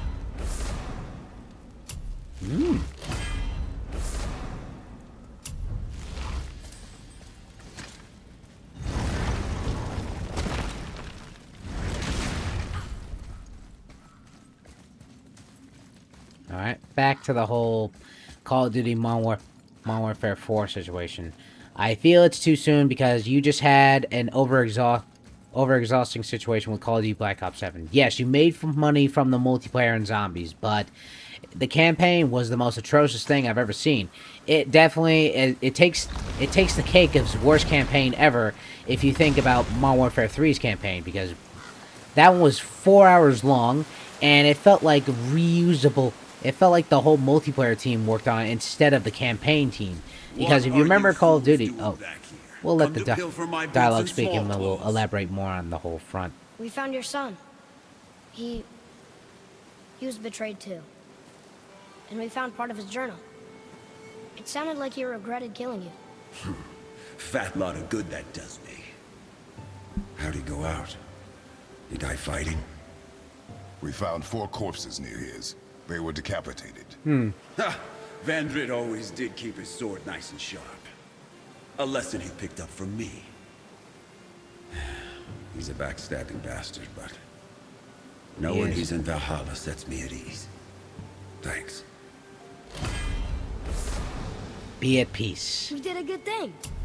I'm glad we came back here. That thief did not deserve the peace you gave him. Maybe so. Still, it feels good to help people. Even the dead ones. So much like your mother. Aww. That was a good moment. The bond is being rebuilt again. After the events with Helheim, yeah, it better.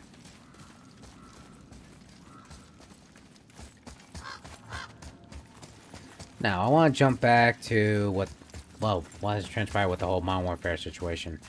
As you all know, yes, rumors are suggesting from Insider Gaming that Call of Duty Modern Warfare 4 will be dropping in October 2026, and I feel like it's the whole concept and the idea of that is a very bad idea.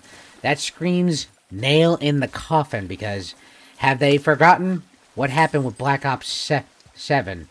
I say this 1,000 times because I am overly traumatized by the game's atrocious design and the campaign's, like, overhaulingly stupid, like, I can't even fathom what type of campaign it is.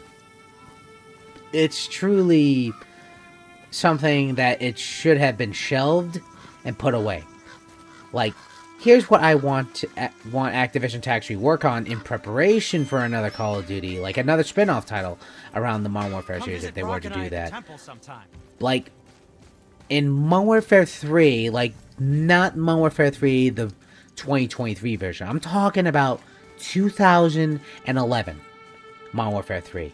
If you remember the end from Modern Warfare 3, which spoilers ahead, fast forward if you don't want to hear this, is in Modern Warfare 3, the final mission, Captain Price and Yuri lead in a dynamic strike to take out what was it? What was it? Oh yeah, Makarov. Yeah, he was hiding in some Moroccan hideout, trying to regroup and prepare for an all-out assault on the world again after, well, U.S. Special Forces and Captain Price and remaining members of 141 lead an attack to rescue the Russian president from a diamond mine in Siberia. And sadly, in that the second to last mission, Sandman, who was the leader of Delta Force, had sadly died in battle at the hand, and while of course trying to extract the Russian president. And all in all, Captain Price was ready to just take the fight to Makarov. And at the end, but the point is, at the end of the mission, Captain Price was able to kill Makarov, hang him, and of course smoke a cigar in victory. But I think Ink Slasher actually explained it better than me, that at the end of the mission there was a mysterious shadowy figure hanging in the background looking at Captain Price from a distance after he killed Makarov, and it would have hinted at the possibility of bringing Modern Warfare 4. I can't believe no one has found the Jotunheim Tower after so many years. Where would you hide something that big? That's actually a good question. But back to the story at hand. Officially, with the whole Modern Warfare 4 situation, I think Call of Duty should really break away from the Modern Warfare and Black Ops franchise. And, of course, have they learned nothing? Didn't they just say they were not going to do one Call of Duty year after year release? And I'm like, why? Why would they need to do this? Like, they should branch away from it and just reboot the Call of Duty Ghost franchise, because a lot of like big-time Call of Duty streamers have actually given up Call of Duty as a whole. Because, well, after Black Ops 7, it makes sense. I mean, I don't even play Call of Duty, like, any big mainstream titles anymore. I only just looked at Call of Duty Black Ops 7 because I knew it was going to end badly. I truly knew it was going to end badly, and not at the level I was, like, really expecting. Not at a level, like, well, you know, like, how last year performed. Because if you go have seen the gameplay videos and all of the massive leaks from the campaign, it was practically nothing. It was lackluster. What was it? A steaming pile of cow dung.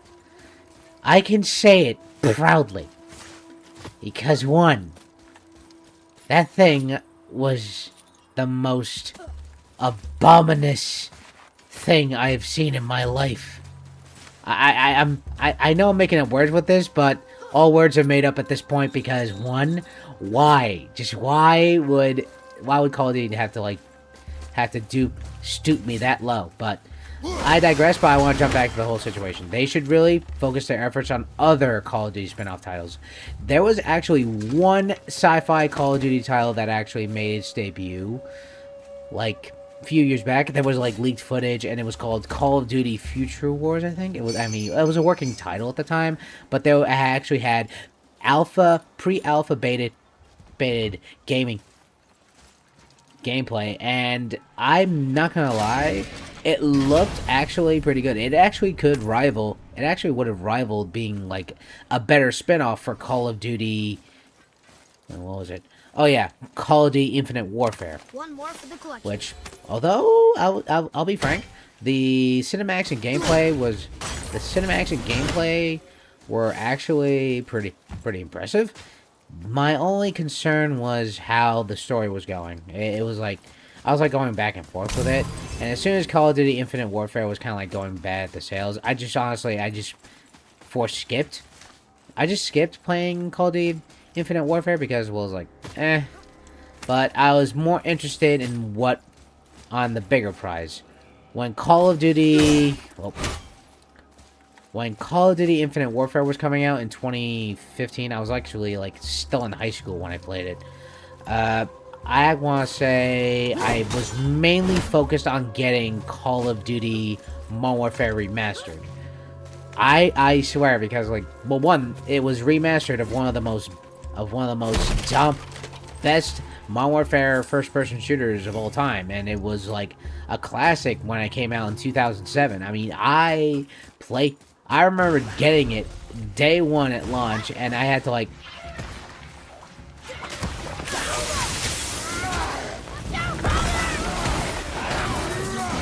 stay still.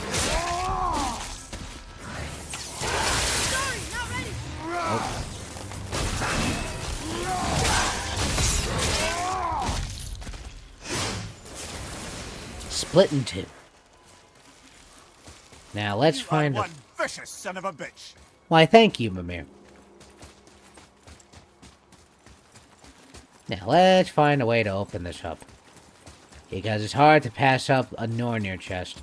And while we have this time, guys, I hope you guys enjoy my gameplay and my commentary. Please sure to hit that like button and subscribe for more updates. Now, I want to jump back with the story with the whole Call of Duty situation. As I was saying in regards to the whole Modern Warfare 2026 release, my big concern with it is, well, obviously, I said before, they should not focus on that series and just focus on rebooting Call of Duty Ghost. Make it more grounded, kind of like how Modern Warfare 2019 used to be. And I would say that.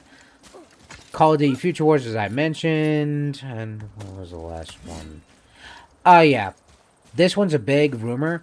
Officially, there are big talks from a memo that was leaked out from Asha Sharma, saying that Call of Duty may not be a day one Game Pass release situation. So, like, as we all know, since Xbox does own a large majority of studios worldwide, including Bethesda, then of course the Coalition, then of course most notably the Titan, Activision.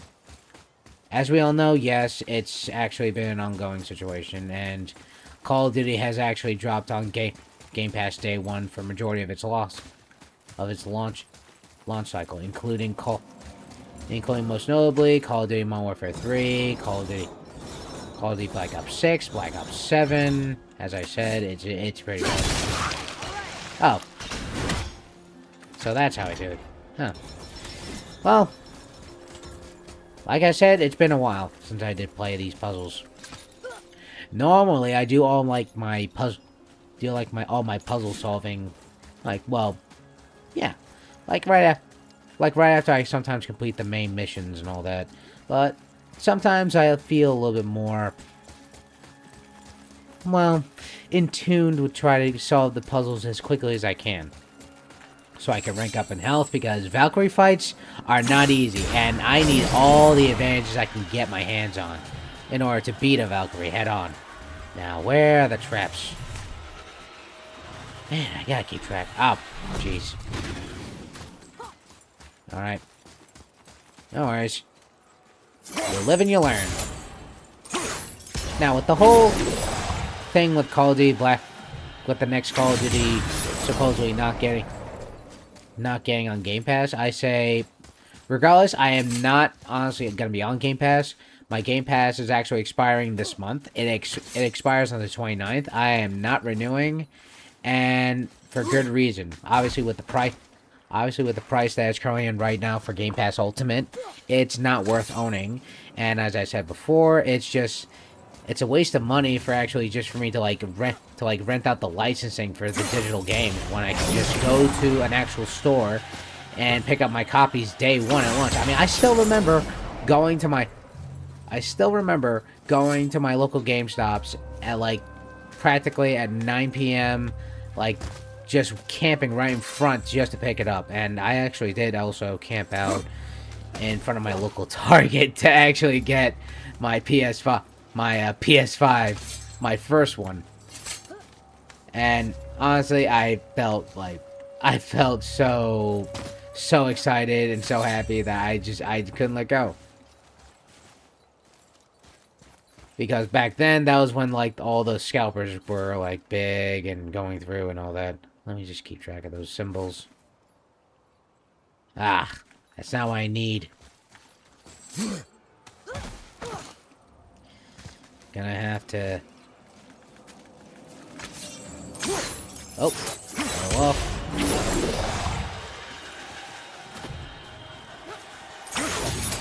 Ah, crap. Whew. Now, let's see if that one has any symbols.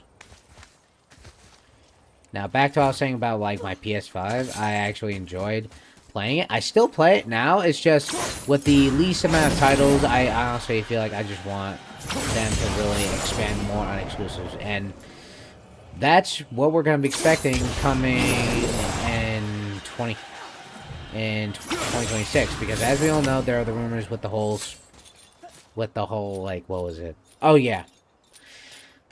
Oh, yeah, the next God of War spinoff title being a prequel, and it will focus around Faye. And, of course, there is the whole talks of Uncharted 5 coming out on PlayStation 5 or PlayStation 6, depending upon which and when the whole announcement drops from the State of Play. Coming in May, so this is only rumored to be dropping in May, so there's a chance we could still see it. It all depends on time. And sometimes I like to say this to myself. Sometimes if you just if you're patient, the solution presents itself. In terms of like waiting for long extensive periods of time, and of course doing some diligence and research, it really brings down to the possibilities, and of course always take every rumor with a grain of salt. That's a big takeaway. Definitely keep in mind with that.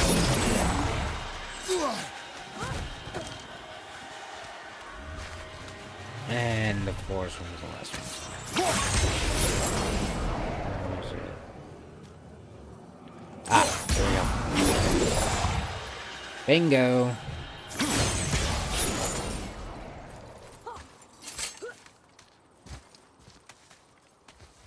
And of course, with the whole state of play in 2026 in May, we might get more and more in-depth looks at some of the games that might be coming out for PlayStation 5, PlayStation 6. I mean, if they focus on, like, well, giving us more exclusives, then yeah, it makes sense.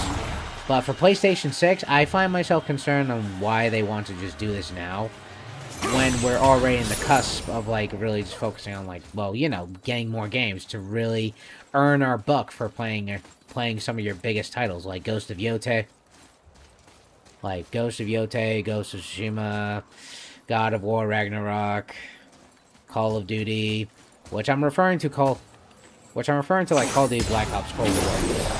It was actually a decent spin-off title that focused around, well, yeah, everyone loving the idea of, like, returning to Black Ops and making it more intense in the height of the Cold War of the 80s, which was pretty nuts when you look at it. And of course, introducing to new characters within the Black Ops universe, and of course, returning back to some of the original characters, including Jason Hudson, and Frank Woods, and Alex Mason.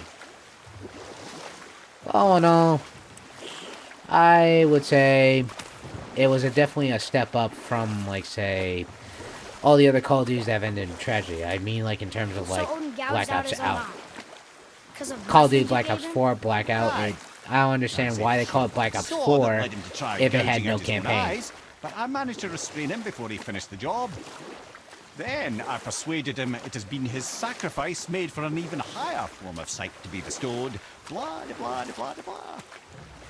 I used to think he never caught on. But the day he took my eye, I realized he had never been fooled. He knew I'd outwitted him, called the lesson wisdom, and hired me to make sure from then on I was on his side. And for a long, long time I truly was. Doesn't mean he didn't hold a grudge. Interesting.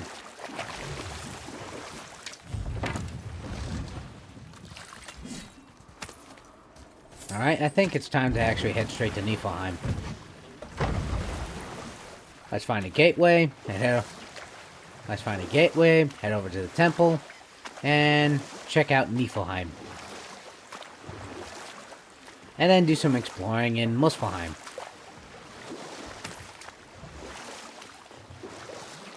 Or actually, just light one little brazier. Just one. And then it's off to Niflheim. Besides, there's already a gate. Besides, I'm betting there's a gateway near one of these temples. Near one of the, one of these towers. Baldur's, isn't it? Yes. And you brought it down to save Yep. me? It was very heroic. Very.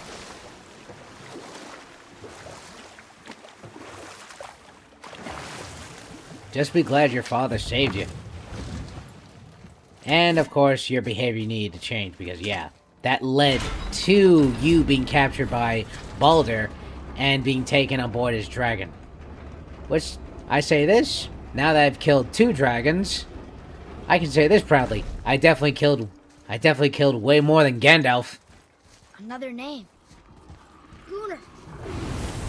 Because if you remember from the Perhaps wanted to live-action find something in adaptation of The Muspelheim, Hobbit from Niflheim. Peter Jackson, one of the dwarves, I think his name was Dori, he actually asked Gandalf how many dragons he killed. And, of course, Gandalf was being so baffled by that question, he goes... Which is actually kind of funny. Because I don't think he actually killed the dragon. Now I think I know where the gateway is. It's just right about... It's just right across. Down there.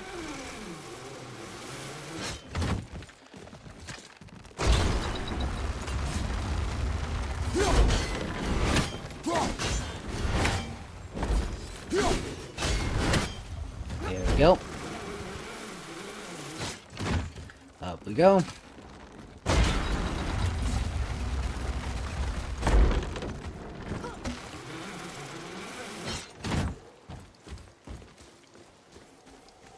Oh wait, I remember now.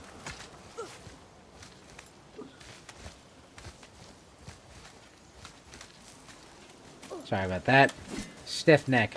Sometimes working a 9 to 5 job, sitting in a cubicle does do a number on your neck. And your back.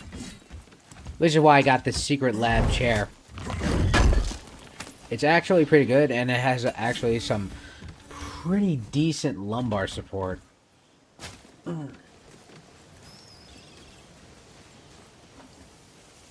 Also, I do want to mention another story that has actually transpired, and that is in regards to the whole Gears of War, what was it? Gibi? Oh my god, sorry, my words are jumbled up. I'm just trying to remember an article in regards to the whole Gears of War, movie, or was it TV show. According to recent leakers, David Litch has actually reported that saying that the Gears of War movie script is already begun in terms of being made. Right now,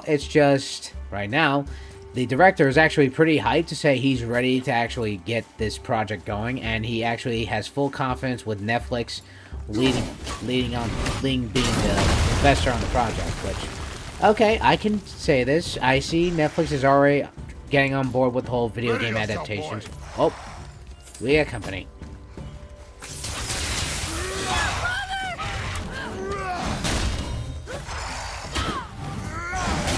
Will you hold still so I can hit you?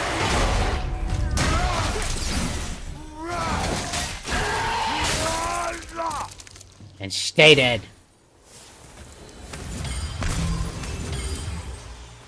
We must be getting stronger. Those guys were easy. And another thing with the whole Gears of War movie, we still do not know who's gonna be cast. All we know is the scripts already. All we know is the scripts already in process right now. And David Litch is saying he's very confident on the project, and how of course Netflix is fully committed to actually doing. It's like getting committed to actually like giving the movie its justice it deserves. In terms of like a brutal sense. And I would say they better. I mean, if Netflix actually puts the effort and money into it, like how they put in for like Red Moon, not the of course the original version that came out. I mean, like, give it like the Zack Snyder brutality style of the movies, because although yes, it was short-lived. Oh yes, Rebel Moon Part 1 and 2 were short-lived, but the extended versions were quite something to be interested in. I mean, it's very unique. I mean, yeah, they were short-lived, but all in all, they were not bad. If they gave it like that kind of setting, with of course following the original storyline of Gears of War, then we're set. Speaking of which, we're still in the way of Gears of War right now, and a lot of Gears of War content creators have actually voiced out their concerns. I follow this one called Animal Zero, and he actually has voiced out what he really hopes for in terms of the franchise, like returning back to its original form. Oh, you bit me? My axe just swings right back and hits you right back. Now, I gotta get rid of all these scorn poles, as I hate poison. Now, where is that? Oh, there it is. One.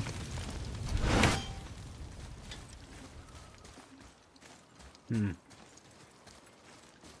think I see it. Perfect.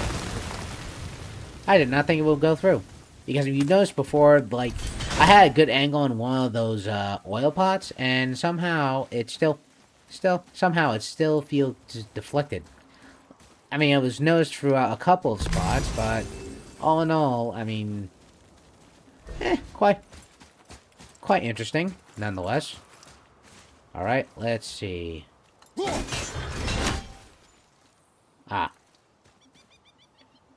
Let's see, one more. That's one.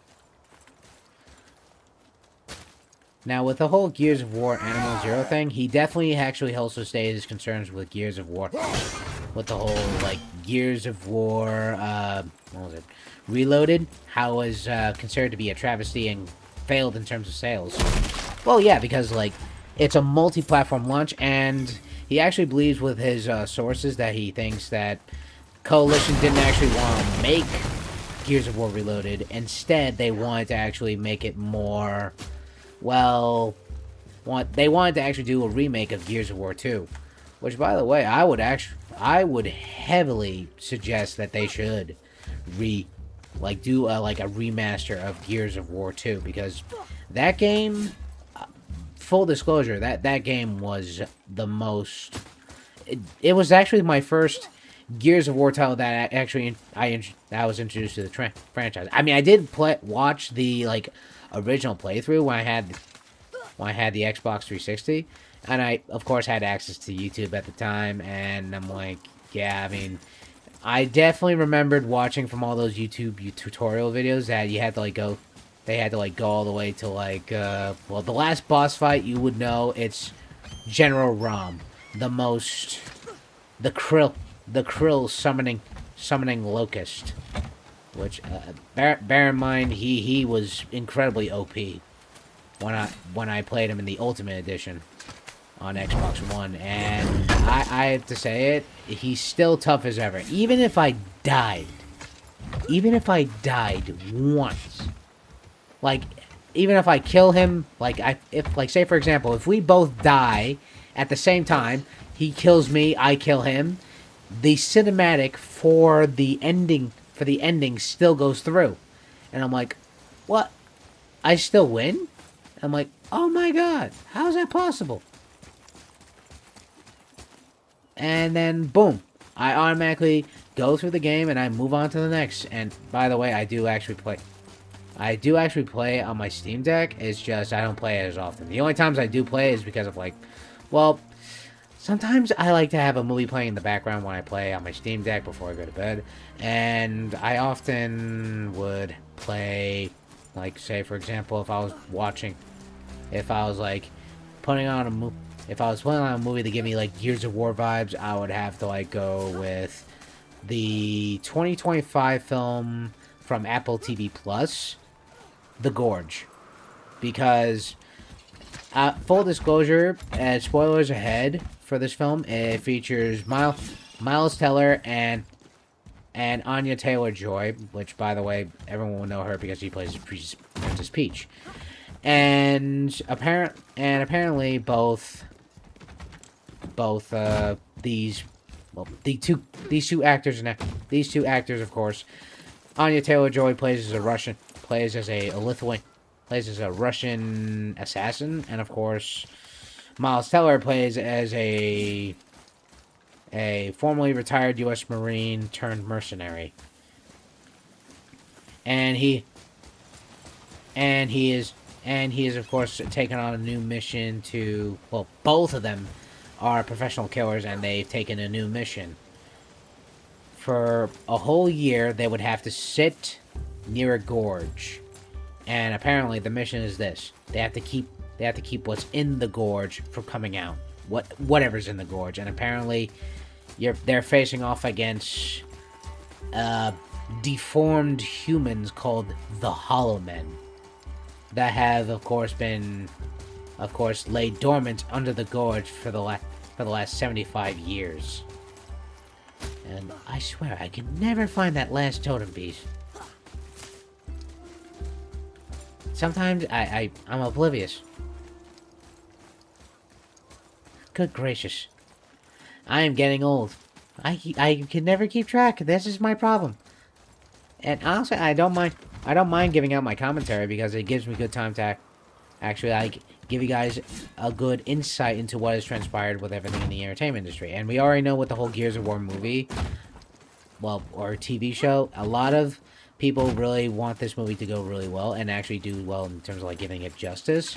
I mean, I would not mind seeing it, and a lot of video games are actually getting their own live action adaptations, as we know with what was it? Oh yeah, The Last of Us Season 3, that's already getting its final season, and they already announced a few cast members to be involved, including Patrick Wilson to play as Abby's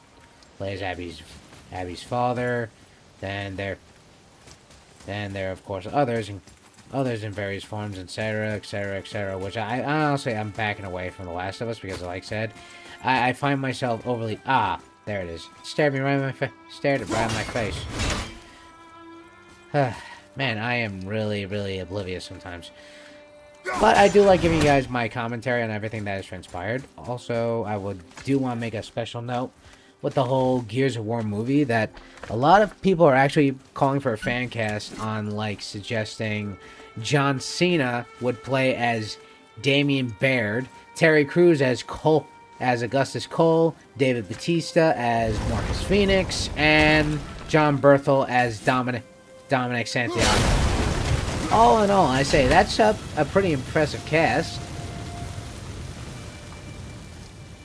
And I could definitely say, in terms of, like, a raging family man seeking vengeance against an holy horde of monsters that seek to wipe out all of humanity, I say yeah.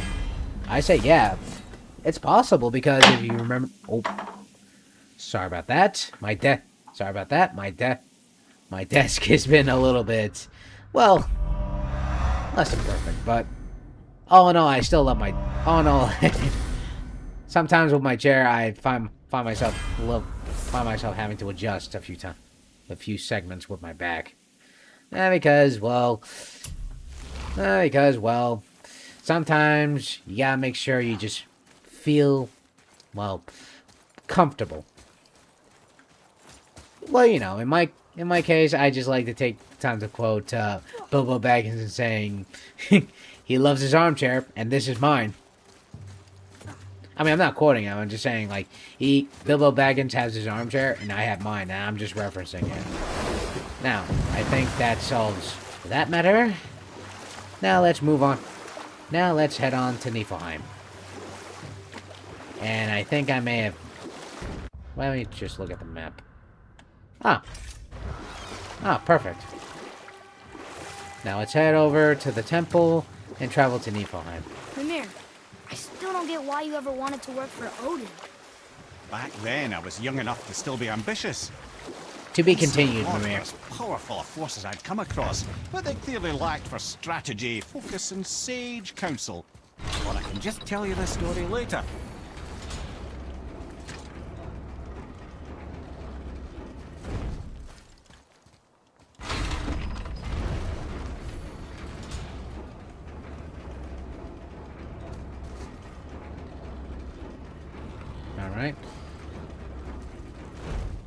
Alright, another brazier. Another name. Hilder.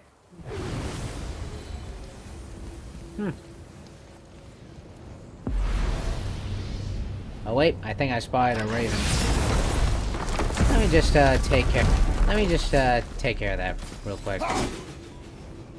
I swear, I get annoyed when I hear those sounds of them squawking. There we go.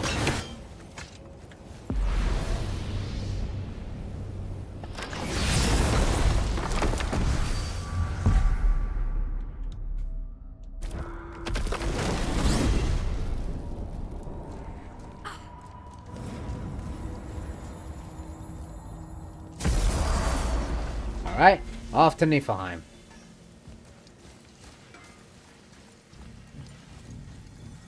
Now, as we all know, we already have a large number of projects already coming out this year, and with CinemaCon being a big release, the Avengers Doomsday trailer already came out. Personally, I did not watch it. I refuse to watch any spoilers pertaining to that movie.